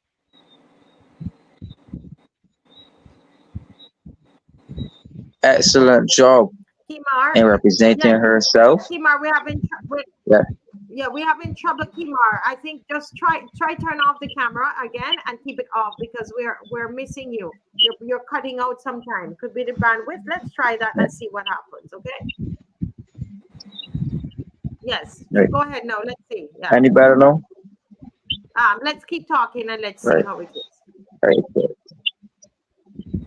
right. So I want to acknowledge Shaquani Hunt, and I also want to acknowledge Don Leacock, who's the founder of Build Up BIM charity.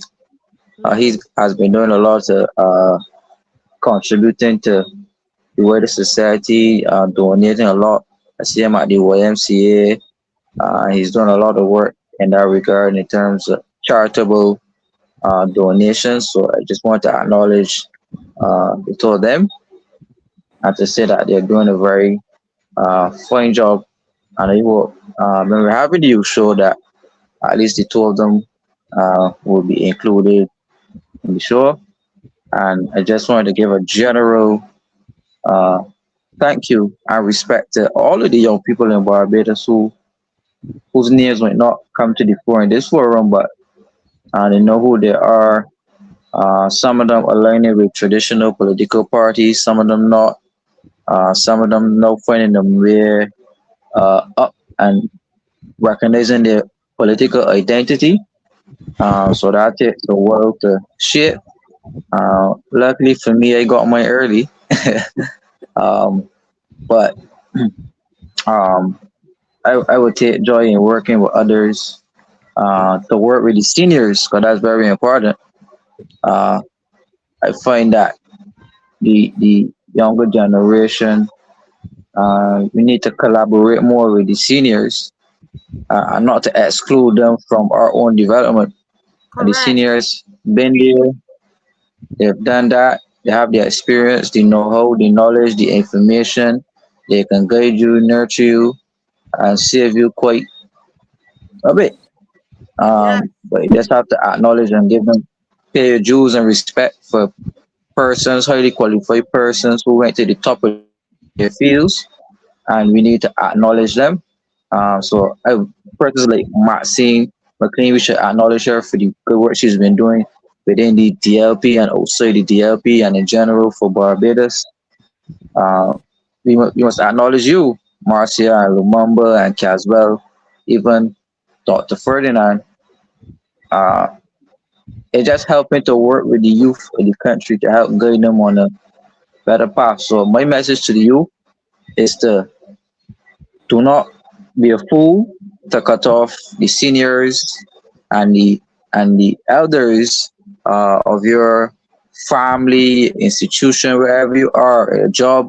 Uh, those persons could guide you to being more successful, rather than just doing it on your own and wasting years and years and years of time to find out things that they have already found out. Um, but it's just a matter of paying dues and respecting them and allowing them to guide us, the right way. Yes. Well said, Kimar, and that's the only way to be able to get us out of what's happening in Barbados. We've got to work together. Again, I'm making the announcement. We have two persons there that Kimar has suggested. But if we have just two persons that we don't even know, they've probably never been on radio or television before. I love those kinds of people, and to give them an opportunity to come on here. If you know young people like that, who are not afraid, I want to invite them on. I was on a show in England Friday last week. The same Shakoni, I think I'm calling that name right, and I was quite impressed by her. She held her own. So she would be a good person to, as a matter of fact, one of the good people to get involved around Barbados, because right now there's a dearth of talent running the country. So we need young people because while I'm going to be 65 years young on the 20th of October, Maxine. My son's birthday. Yeah, And the day that COB was formed. yeah. So I don't think I can be able to do this for the next 10, 20 years. I want to see young people coming forward. Yes. I see people telling me about CASWELL, when you go out to industrial relations thing, what can happen? I'm trying to find some people who will be willing to step forward, but we got a lot of fear here. So I am be very happy to mentor. I've done it for a few. One guy who even got a job at NUPW in the end, but I taught him, so he was so good that they forced him out. Well, all of that is important, the mentoring, and this is beautiful. Isn't this beautiful what's happening? And someone said here just before, Kimar, get ready to get going in your topic tonight. But someone, Adrian Hines, Adrian, I was hoping you would have called me today, Adrian. But Adrian said, is it my mic that is making the noise? I'm not sure whose mic it is. I think it probably is Pastor Purdy's mic. There's a wind in the mic.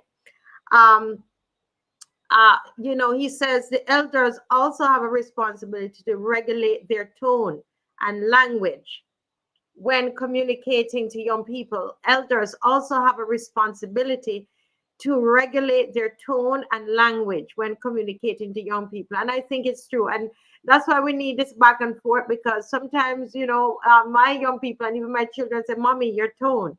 Mom, you don't realize you care, but then we don't realize how much, the tone is wrong, and the how, and Adrian, thank you for bringing that up. And Adrian, I would love for you to give me a call, please.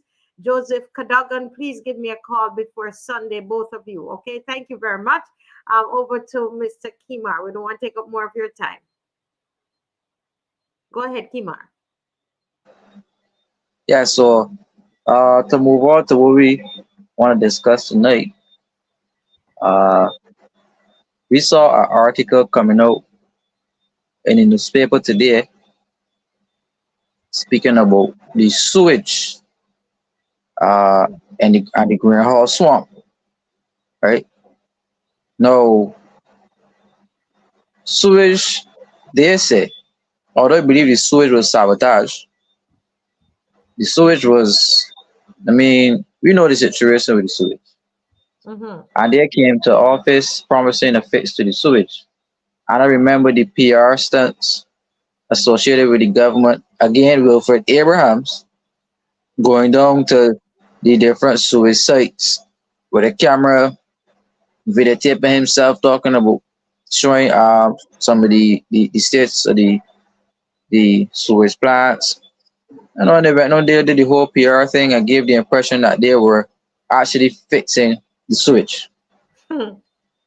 They rolled out a capital works program in Barbados, $131 million for both sewage plants, which was the South Coast sewage plant and the Bridgetown sewage plant. It's in their budget. Right? So they're spending money on it already. They borrowed loans from international institutions to fix that sewage. They implemented the sewage tax, which was to help fix the sewage. And Mm-hmm. if you listen to Dr. Clay Maskell on the Brass Stats program, he revealed that the garbage and sewage tax makes on average $80 million a month. In fact, he said, $80 million a month. yes, Mm-hmm. 80 per month, not per year, per month. Mm. And a month and 12 months is in a year. So Right. at the end of the year, they ended up with $960 million, close to $1 billion in a year. In a year. So in the 5 years, I calculated today is about 4.8 billion dollars that were collected, Right. right? Mm-hmm.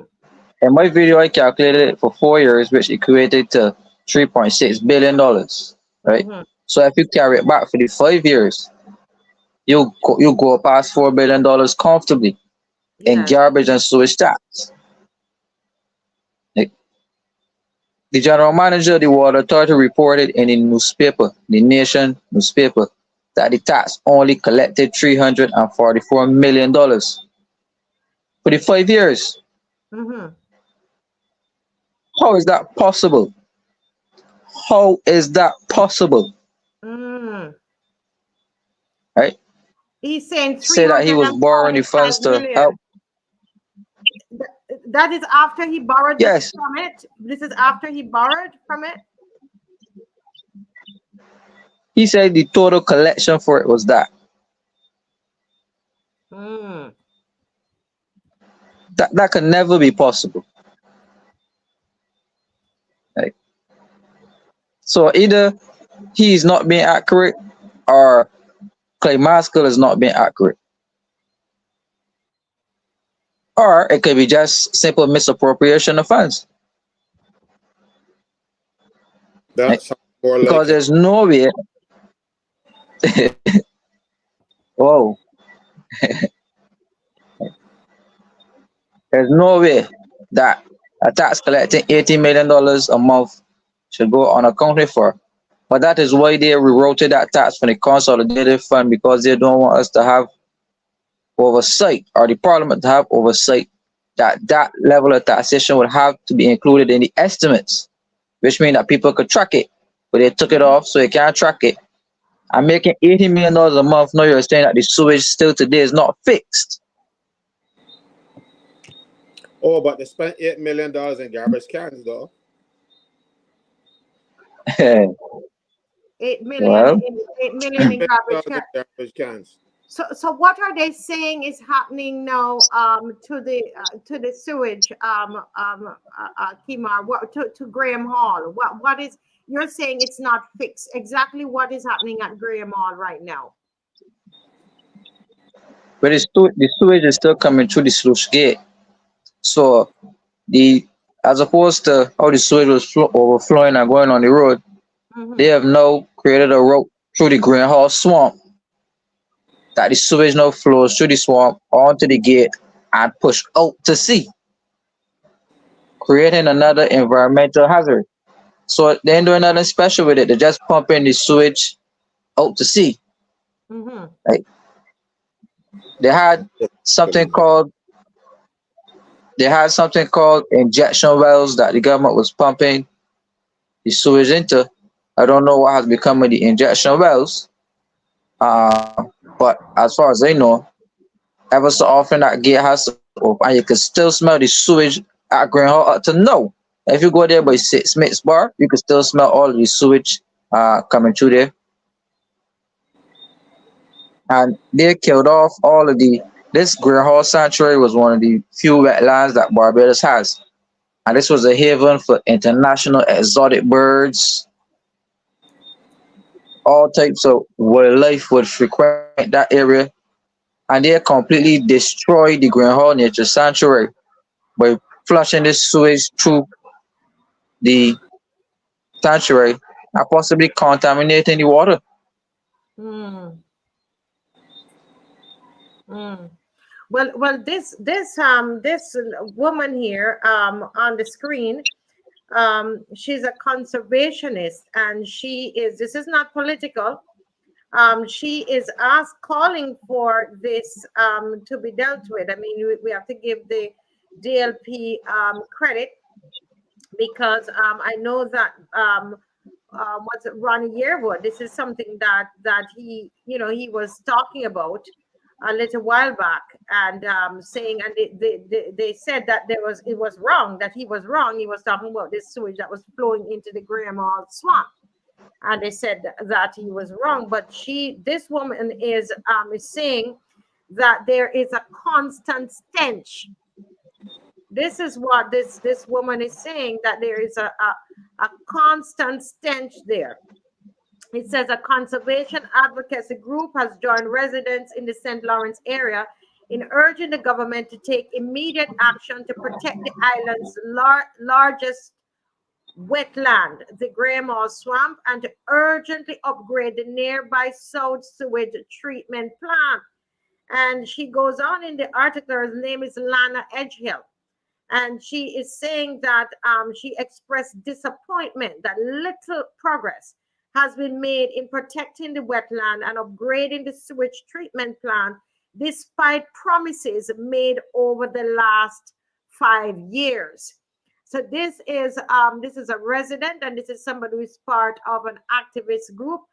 She's a conservationist and would be concerned about the Graham Hall and the fact that they are believing that some of that sewage is leaking into Graham Hall. And I would like to know, where's the outrage about this? This is such a big outrage on Facebook, when they said that the DLP under there, the sewage was leaking out. And here it is, that these people are in the St. Lawrence Gap area where the tourists are, that it is stinking, and the stench is coming up, and they're destroying the Graham Hall. So continue. I just want Marcia, to. before we can continue to see, the problem in this country is people refuse to be honest. When they were vilifying the Democrat Labour Party over the sewage, the after administration, the Barbados Labour Party had operatives that were sabotaging this the sewage and cause it to flow on the road. You see, as soon as they get me the power, sewage gone, because all you had is turn back on the thing and let the water flow that was supposed to be going. They were blocking it. They did the same thing with the transport board. So much so they even had they found people put T-shirts down in the bus engines to clog them up after they got fixed. These been about a campaign of destroying things to make that last administration look bad, not realizing that when they come to fix it, they can't fix it. Can't because fix it. they did too much damage. And some people who did this thing should be trade seasoned. Yeah. Kimar, continue, please. Thank you, Mr. Franklin. Yeah. If my memory serves me correctly, the government benefited from a loan from the Chinese to fix the South Coast sewage plant. Mm. So all of this money is being spent and budgeted to fix the South Coast sewage plant. How But much still, money you're was saying that? How much money was that? it was around $16 million they were loaned to fix that South Coast sewage plant. There were two loans. I 16. think one Well, was right. I'm gonna get the correct figure and forward it to you. okay, no problem. But so they got loans from country. They got loans. They budgeted expenditure, public funds, by the way, to fix that plant. We speak about the South Coast sewage plant, but we don't speak about the Bridgetown sewage plant, which is in the heart of Bridgetown and Chapman Lane. Mm. And the stench of that sewage and the environmental impacts it has on those residents, it has been giving people down there cancer, even killing some of them. But Mm. maybe because it's just Bridgetown and Chapman Lane residents, nobody seem not to care. But Correct. people It's are not tourist. It's not tourist. yeah. But people tend not to focus on the fact that the Bridgetown sewage plant is an environmental hazard to the people living in Chapman Lane. So we have some issues to focus on. But this shows a glaring inequality in how issues are tackled. We have environmentalists who are willing to stand up and be heard on the South Coast. When people from the city speak out, they regard it as nuisance and stuff like that. So I have not seen the government did anything recently to tackle the issues surrounding the residents in the city. Right? And if they did this to the South Coast sewage plant, which is on the tourist belt, we should not be shocked to find out if we take a tour of the Bridgetown sewage plant. What's the conditions down there? Wow. Wow is right. So the same way they had this clean and green project where they went around Barbados and clean up parks and create clean and green spaces. An issue like this is right up the alley for the Minister of Environment. Instead of being corrupt, join the ASH program and being corrupt and misappropriating funds, you should have been focusing on fixing and tackling these sewage issues. So this too, again, has a bigger picture attached to it. If you read the bill, the Barbados Water Authority Amendment Act, the government is seeking to deploy septic tanks or island-wide septic tanks to get most of the population connected to the usage of septic tanks. Right? So the sewage problems in Barbados are going to get much worse. Right? We, in terms of this new septic industry, right? The government will be seeking to set up sewage treatment facilities where they now harvest the water from these sewage plants, right, to reuse in households. Right? So this is part of the consultation with the international water agencies and the IMF and whatever to help advise the government how to set up these different, let's call it wastewater treatment.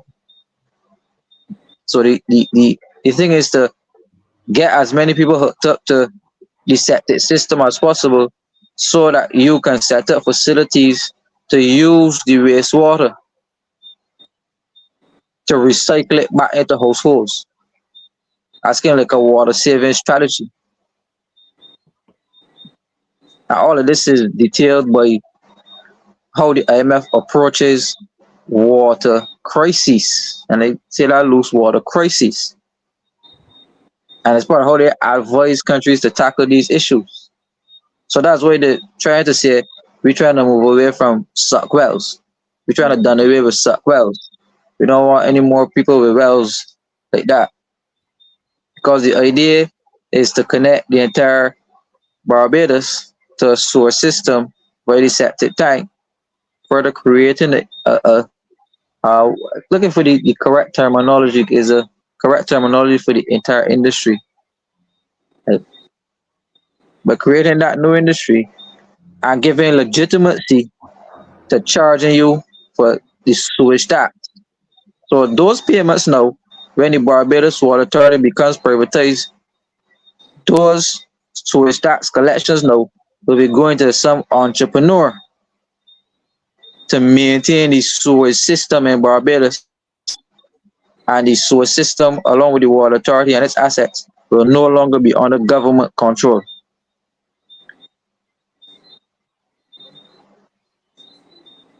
You know, I'm listening to you and wondering. Go ahead, Mr. Franklin. I'm sorry. No, you see, the thing is, I listen to you in horror, Kimar, simply because these people have not done anything right so far. And if they want to recycle water, sewage, and get the water to reuse, I am afraid of what they will be drinking because they don't get anything right. This government has not done anything right. Check the hospital, check the airport, check everything. Wherever they put their hands, it has this kind of reverse Midas touch. This government has a reverse Midas touch.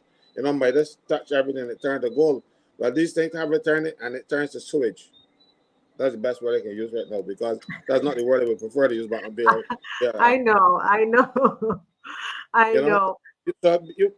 that doesn't horrify you to think that these people will be responsible for recycling your sewage back into the pipes. It bothers me. Yeah. Continue, Kimar, because I know I have the Reverend there that I would bring in towards the end. He has something to say as well. We have a tight one tonight. Continue, Kimar.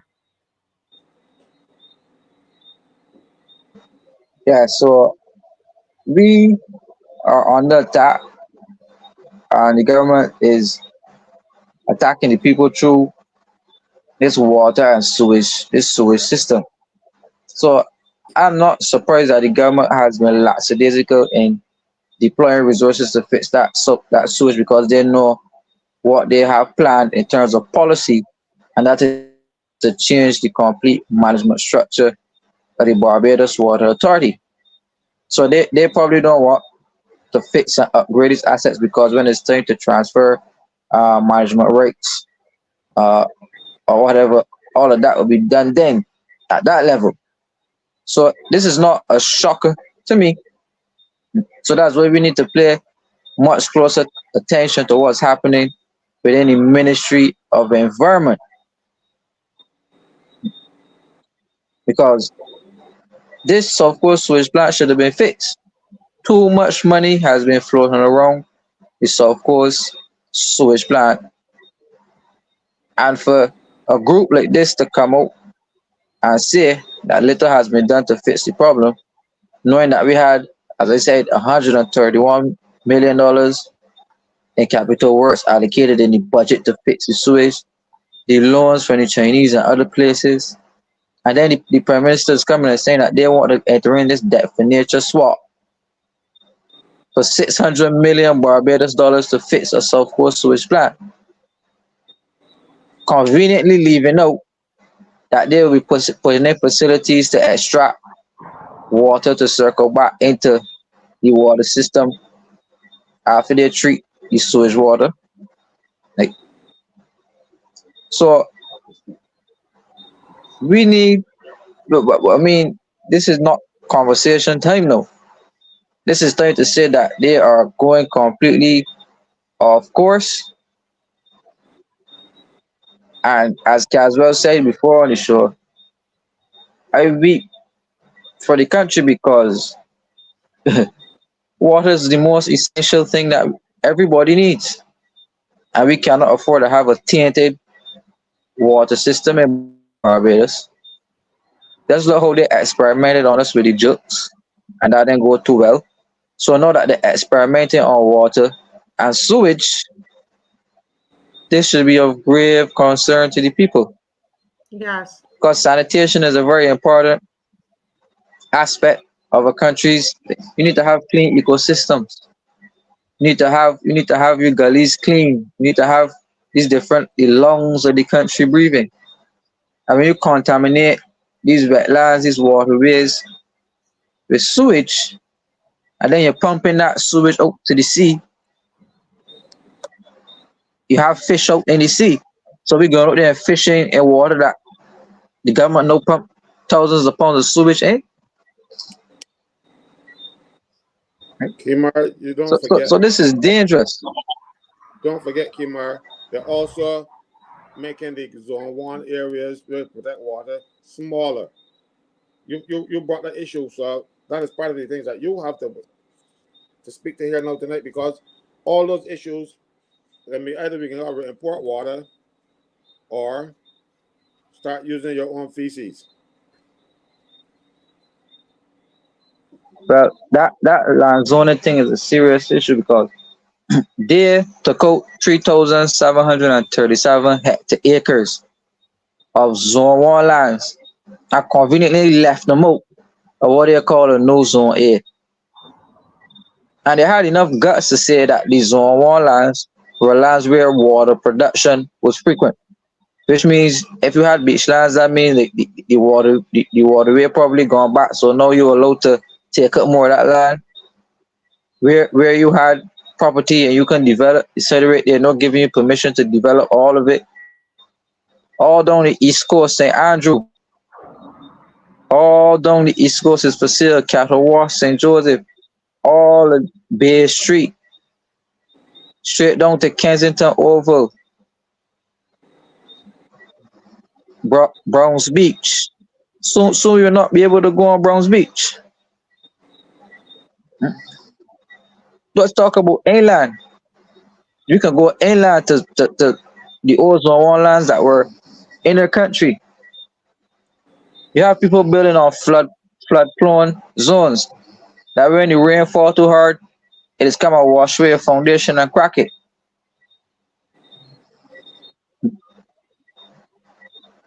So And the government is saying to you, you're building a hospital in the zone one area up there, but in the right, botanical gardens, what do you think up there was never developed before? Because all of that is connected to the Bell zone one area. are, are you building a hospital next to a shooting range?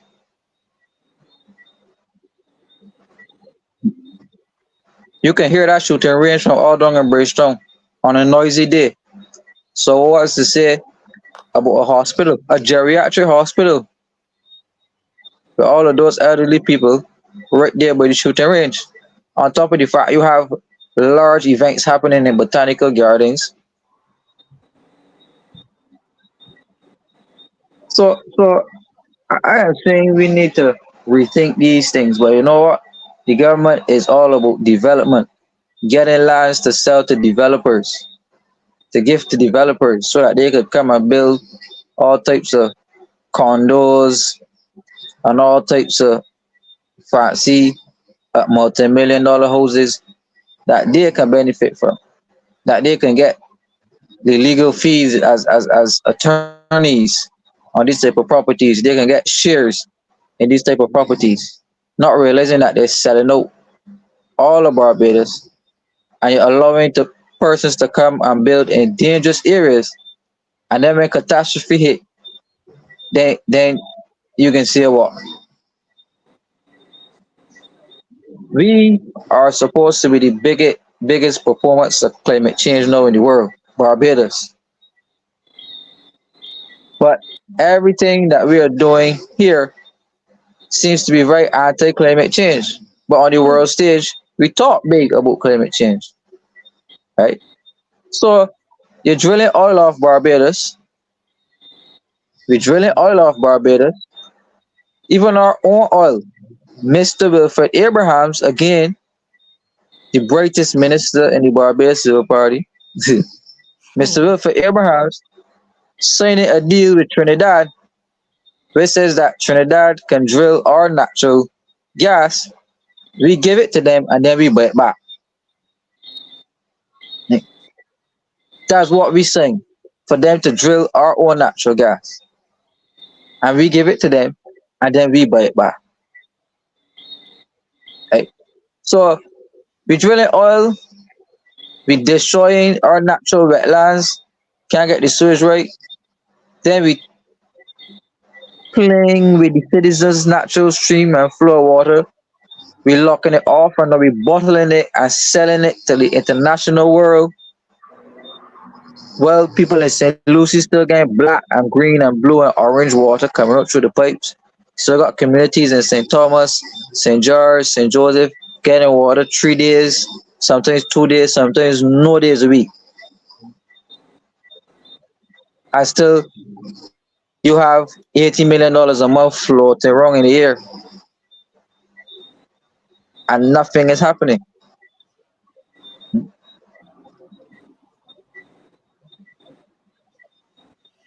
You know, Kimar, it is, I mean, the people are just commenting on it, and especially the fact that, you know, taxes were collected to deal with this, but amounts in budget was set aside for it. Loans were given for it. And now they are coming with this whole, you know, talking about debt for nature swap with all these terminologies and things, which is the same thing that is happening. So money is just going and we don't know where it's going. The problem is not being fixed. Here is this woman here on my screen here in Barbados today. She's not part of any party and anything, and she's telling us that they're having problems at Graham Hall, and she's disappointed that very little has been done in the 5 years that these have been in power, and with all that is happening about the environment and so on, we would think that our czar and the environment, this would be fixed already. And with all the money that is floating around, we have to ask, where is the money going? And we have to ask all of these questions. Want to invite everybody to come out to the roadside parliament on Sunday at 5 o'clock. Come with some solutions. There are some issues that we're talking about tonight. Come with some solutions. On Sunday night, Sunday evening, 5 o'clock, the corner of Baxter's Road and Westbury Road. This is Westburn Mall. All right, so we're going to ask you to come out for that. And once you see the flyers, when you see the flyers, we're asking you to share the flyers. Okay, once you see the flyers, you share the flyers and invite people to come out. Bring you know, bring a chair for sure, and bring some food items so we can replenish some of the resources that we've been using. We've been, you know, trying to help people, but we've got to replenish those spaces. All right, so bring some food items and bring some ideas. This is our roadside parliament. The opposition is meeting. This is this Sunday, the 8th at 5 p.m. Westburn Plaza, Baxter's Road, there in St. Michael, and corner of Baxter's Road and Westbury Road. Okay, so hope to see everybody there.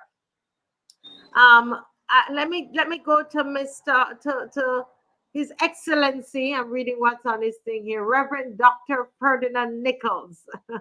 What's on your mind tonight, sir? Kimar, thank you for that wonderful, again, always very informative. Always. Well, Yeah. I trust you're hearing me all right. Are you hearing me okay? Yes, I am. Okay, great. Well, I've just been sitting here really listening to Kimar and receiving quite an education. I was encouraged to hear about the education of the older ones by the younger ones, and certainly he carries that role tonight. I haven't had a lot of time to look into the sewage issues and so on, and listening to Maxine, I just wanted to say a couple of things with regards to some of the youth and the provisions for some of them. Marcia, this has been about 5 years that we have been working on financial solutions for this region and for Barbados. I won't say a lot about it because I don't think it's wisdom to comment much until you have things positioned in such a manner that you can deliver. But a couple of years ago, I met a particular government minister. I won't say which party and I won't say which government minister, because at the time, as a matter of fact, on 2 occasions, we had funding available for Barbados. As you know, I'm a member of the Academy of Universal Global Peace USA, and that is an organization that synergizes with many philanthropic donors around the world. We are currently working with a philanthropic donor for significant sums of funding for the Caribbean, not just for Barbados, for the Caribbean. And one of the presidents of one of our financial institutions in Barbados said to me that the way forward for the governments of the Caribbean lie in philanthropic donors. I don't think we have applied enough attention to the thousands of philanthropic donors around the world who can make funding available to assist not only in Barbados but in the region. But regrettably, I must confess that after hearing Kimar, I understand now why they don't want to deal with any governments, which is what they said to me point blank. We will not deal with the government. We will only deal with non-governmental organizations or charities, and what we are providing must be managed by their own individual, because when you are collecting 80 million, this is not $80,000, this is $80 million a month, close to $1 billion a year. Barbados' debt is running around what, $12 billion or something like that. I stand to be corrected. But you're collecting close to $1 billion a year. Okay, and you calculated over 5 years, $4.8 billion. That is just to address one singular area within the context of Barbados's challenges. You're talking about the sewage, just the sewage. I'm boggled. It boggles my mind to know where has that money gone to. Is it the who generally is the accountant general? What's the general again, CASWELL? Auditor General. The Auditor General. No wonder the Auditor General, and regrettably, and again I stand to be corrected, he doesn't have the power to prosecute, as far as I'm aware. It's a pity. It is a pity. Because he don't know. We need to adjust our legislation to give him teeth to bite, that when he finds something, he can prosecute people and have them brought before the courts and charged. Because when you hear I am stunned sitting here listening to Kimar, to the point where I'm almost prepared to say, Kimar, you sure you got this right? $4.8 billion in 5 years, and we can't account for it, and we're being told that something cannot be completed when loans are being taken for this at $16 million. This is madness. It is no wonder that we are marching for 2 things that you've been focusing on: transparency and accountability. There's no transparency and there's no accountability. It would appear government is doing whatever they like without having to give account. And I hope that we would place something in our legislation, such as what is in the US, that when people leave Parliament, and they can be prosecuted after they leave Parliament when things are found where they have misappropriated funds, etc. Because I'd like to know where all of that taxpayers' money, that is my money. I am paying sewage tax and I live in St. George. I don't even have a beach. And I'm paying sewage tax. So I don't know. This is just mind-boggling. So I just want to thank, and I also want to hail out one of my young assistant pastor who just returned from the United Kingdom, with his president of a motivational organization. His name is Antonio Christie. He's just come back from the UK, where his president received her second honorary doctorate, promoting motivational and obviously promoting Barbados. And if I could throw in a little personal thing here, my daughter has not long returned, I think a couple of years ago, from the UK, promoting Barbados, the Barbados Hilton, in one of the major tourist magazines in the world, where she appeared, and she was interviewed for that. And she's a young person. I mean, she is not as old as I am. And I remember when there were children who were telling us how we're old. Now I don't hear them saying anything at all, Caswell. No, man ain't talking to me. Everybody gone quiet. Everybody gone quiet. No, up in the 40s now, man ain't saying a word to me now. Now their children calling them old. They can't say anything to me. But I also want to make the point, too, that we have also reached out to one of the major Brazilian providers of food. And I made the presentation to several supermarkets in Barbados to help reduce the cost of food in Barbados. And not a man in this country has taken it. This is a Brazilian company that is one of the major food suppliers for the United States.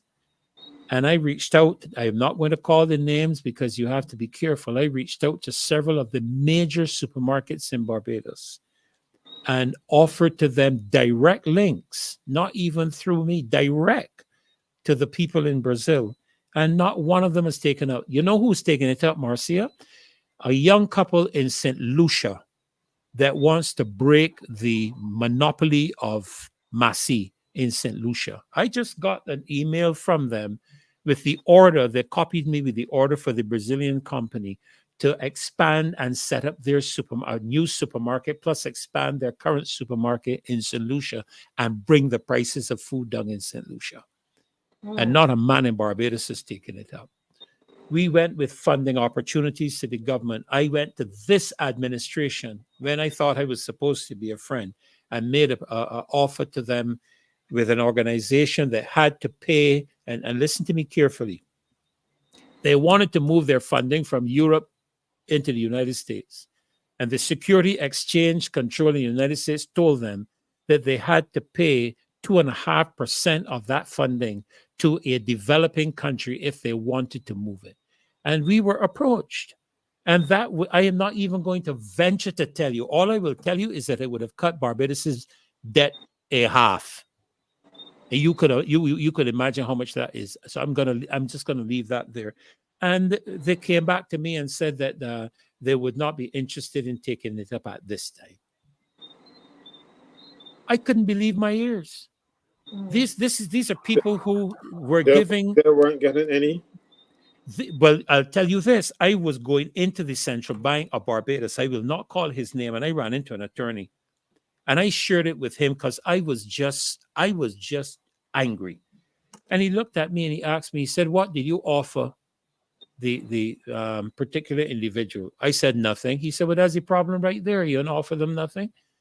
So I began to realize, these people are not interested in the well-being of our country. They're just interested in fattening their coffers. And that is one of the reasons that many of the philanthropic donors don't want to deal with governments.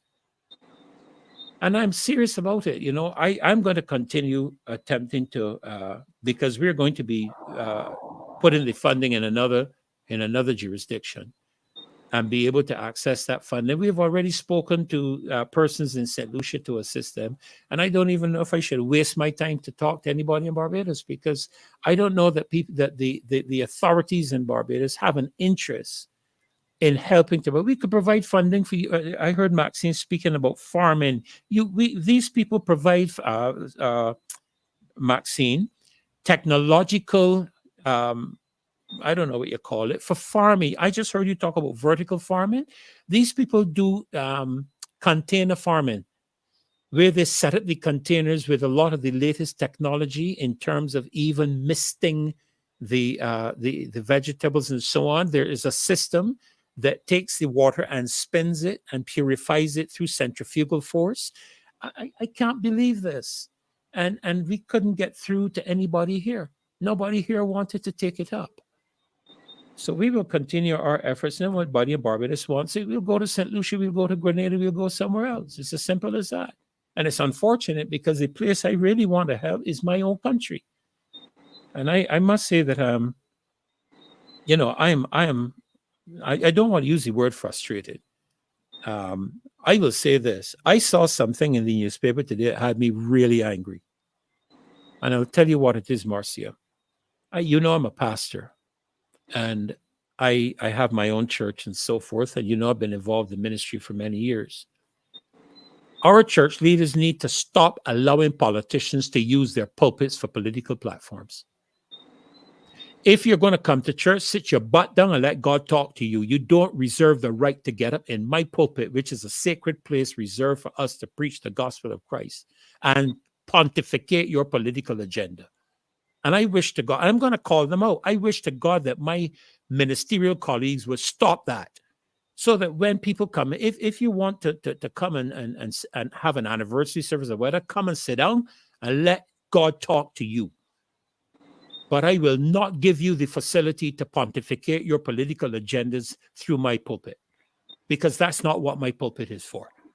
And I pray to God that my colleagues will hear that and stop it. That's why some of them are lackeys, and that's why they can't speak. That's why they can't join us in marches, because they are, I believe it there. That's what they are. But You know, I just wanted to just share want that with you. to read, because it was in the newspaper. So Yes. I will read it. This is the Minister of Education. Minister of Education. Yes. And imagine she has the audacity to stand up in the pulpit of a church after exposing our children to the comprehensive sexuality education that they said they knew nothing about by the IADB, and then denying the transgender bathrooms at the school in St. Philip because they were caught with their pants down, and now treating principals the way that she has the audacity to stand in a pulpit. I know of a preacher that stood in the pulpit and took things for granted, and a bolt of lightning came down and hit the pulpit and knocked him off and split the pulpit in two. And I'm not talking about Elijah. I'm talking about 21st century experience. I am sorry that a bolt of lightning did not come down and hit that pulpit. Yeah. And the church in particular, it's the Rock Church of the Nazarene. My good colleague. Church of the Nazarene. And she was there talking about giving teachers support that would allow the teachers to focus on teaching, and talking about the different initiatives. Why is she doing all of that? And then goes on to talk about the books, the $100 that they have been trying. $100. They have been trying. Why through my pulpits? And you're gonna get up in a church to talk about that. You weren't at the church to apologize to the people when you gave them that test. And should resign. In any other environment, you're talking about Mr. Wilfred Abrhamas resigning. In any other environment, the thing I am finding with this government is that people are violating moral principles and refusing to resign. And that sends a serious signal to us. And we better listen to the signal that's being sent. When people abuse the trust, you see, the problem that we are facing in the world today is that people don't trust their governments. Nobody trusts their governments across the face of the earth right now. And we are just in the same boat. We don't trust this government.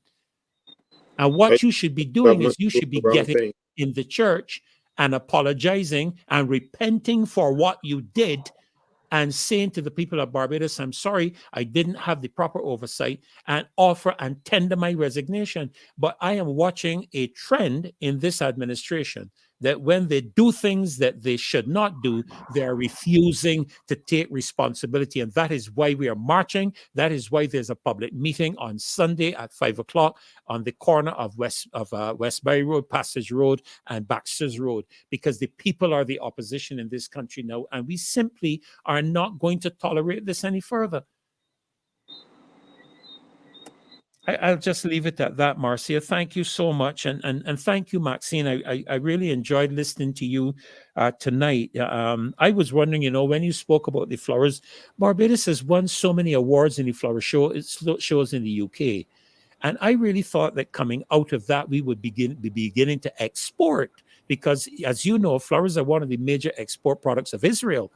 Israel Yeah. exports tons of flowers every year, and I thought maybe the opportunity would arise, with the agriculture property that we now have that's not being used for the production of sugarcane, that it would have seen maybe, some of the gullies there. I know there are different environments that flowers have to flourish in, and of course the persons involved would know. But I really thought that coming out of what was the purpose of all of those awards that we received in the UK, just for Barbados to know that we got these awards?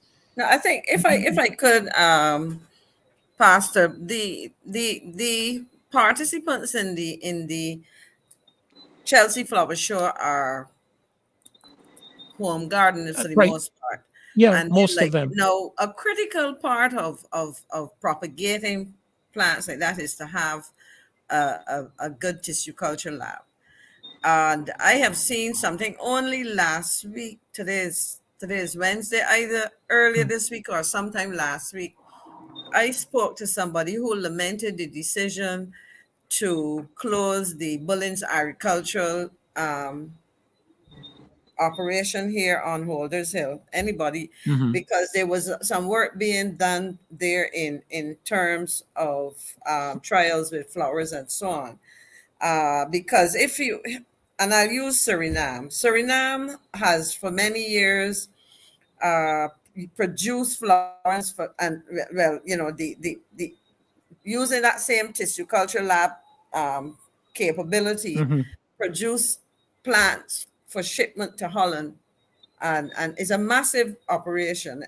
And if you go and you see the kind of flowers, and this is something that is possible, but the person was lamenting what appears to be, I don't know if the closure, and I undertook to investigate. I have a former classmate who is a retired agriculturalist, and she probably can help me to understand more. But that's another opportunity, because I kept Mhm. saying to the people that I have reached a point in my life. I'm a bit older than CASWELL is. Junior CASWELL, CASWELL is Please, my please, junior. please, Um, please. I don't even know how old you are compared to how old you all are compared to me, but I think I I'm may a be little younger younger than than your both of you. sister. Well, some years younger than your sister, Okay, but I don't. I am younger than you. Oh, dear. She was a bigger girl, but the one again, this is an opportunity, because you see, we produce graduates in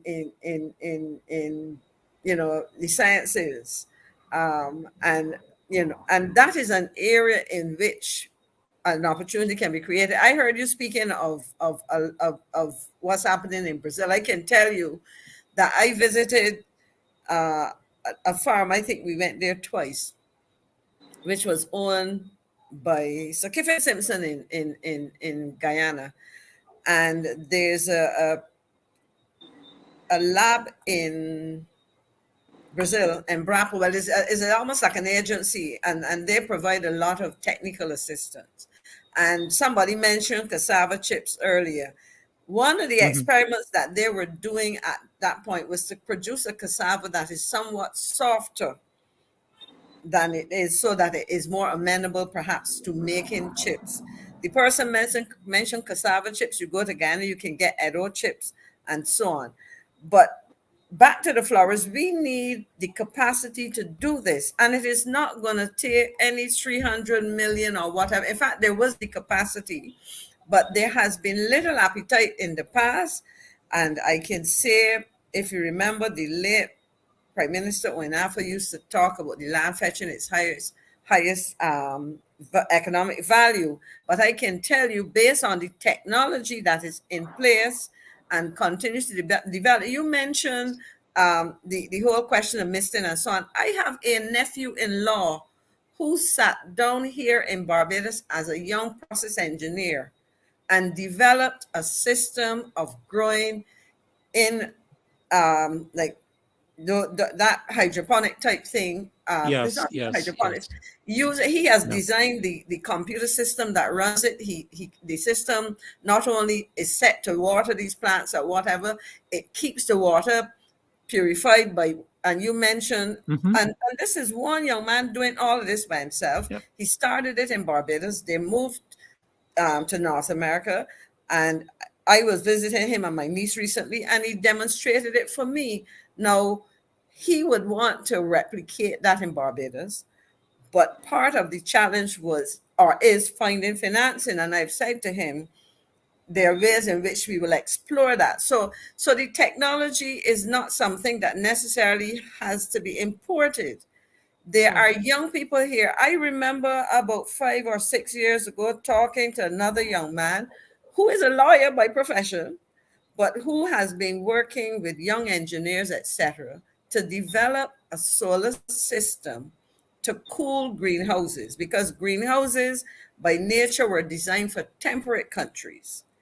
But so when you use them in Barbados, one of the challenges people had was heat. Think of what's happening now. So they were designing cooler systems that can apply. You hear people in poetry complaining that the traditional chicken pens that they had, a lot of chickens suffer from heat. But part of what these young people were working on is to design systems to bring down the ambient temperature in greenhouses, chicken pens, etc. But there is not a lot of support for that because people have not taken agriculture seriously. We pay a lot of lip service, talk about food security and food safety and all of that. But Correct. where we need to invest, and I'll tell you part of the problem, there are people who have a vested interest in importing food into this country. Yeah. And by Yeah. importing food, they're not importing food that cannot be produced here. A couple months ago, I was talking to one of my colleagues. I'll call his name Hazley Ben, who has spent a lot of time since he is retired working, not paid employment, but working with small farmers or farmers to get produce sold. And the complaint that he had was that you had farmers sitting on bags of watermelons, and we still had business places importing watermelons. And it got to the point that when I went in, I refused to buy watermelon in certain supermarkets because, well, I asked the question before I purchased it, did you buy this from a local farmer? Yeah. Because I don't mind buying if there's no local one, but I'm saying to you that with the kind of support and with the deployment, because the Ministry of Agriculture and CASWELL can tell you this, we have some of the most highly qualified people in the Ministry of Agriculture for a long time. You know, and so in terms of offering technical assistance, but a lot of things have been allowed to go. And I'm sorry to say, the current Minister of Agriculture, I used to hear him on the radio And they're weird. when I was in government and so on, criticizing and pontificating and sounding very condescending. And now I Yeah. listen Yeah. to him saying things that make absolutely no sense Yeah. in relation to agriculture. And I do not hesitate to say it because, as I mentioned to one of your viewers who talked about utopia, I do my research, and beyond research, there are some things which occupy my time because there's a passion for it, because I believe that part of my duty at my age, Ferdinand, I am close to the 70 that we have been promised.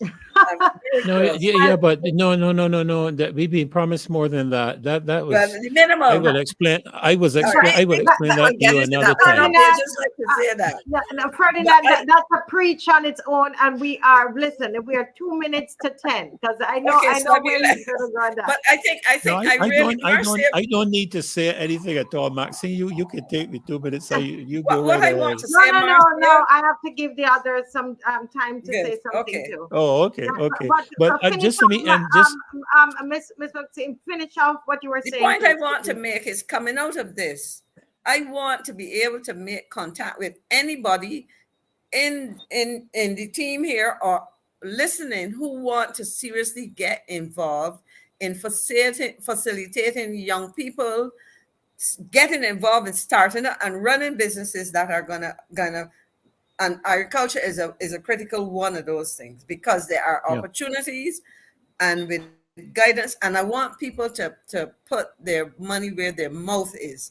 I'm not asking people to have millions or hundreds of thousands of dollars, but there are Yeah. ways in which, and I would end by saying there's power in pooling. CASWELL and I have spent the last 40, well, in my case, 40 years being involved in the credit union movement. And I can tell you that that kind of success can be replicated in another kind of way to make sure that we create opportunities for our young people. And that's what I want to say, Marcy. Thank you so much. Very well said. Maxine, Go ahead, sorry, Pastor Maxine, Freddie. I just want to 1 say minute, that 1 minute to yeah, close off. So if that's your not going to take closing, that that's it. long. Okay. Not going to take that long. Maxine, would you either get my contact information or give it to yours to Marcia Marcia has for mine, me? and she can WhatsApp you, and you will have Okay, it. great. And, Because I'd like there's to also keep. a I'd like. landline if you go back to the old system in the telephone book. Okay, great. I'd like to keep that in mind with the organization we're working with, and see how we can assist whenever things actually do materialize. But I don't want to say any much more about that. Okay. Thank you, Marcia. Yes. Okay. Thanks so much, Dr. Freddie, for your contribution tonight. Very powerful.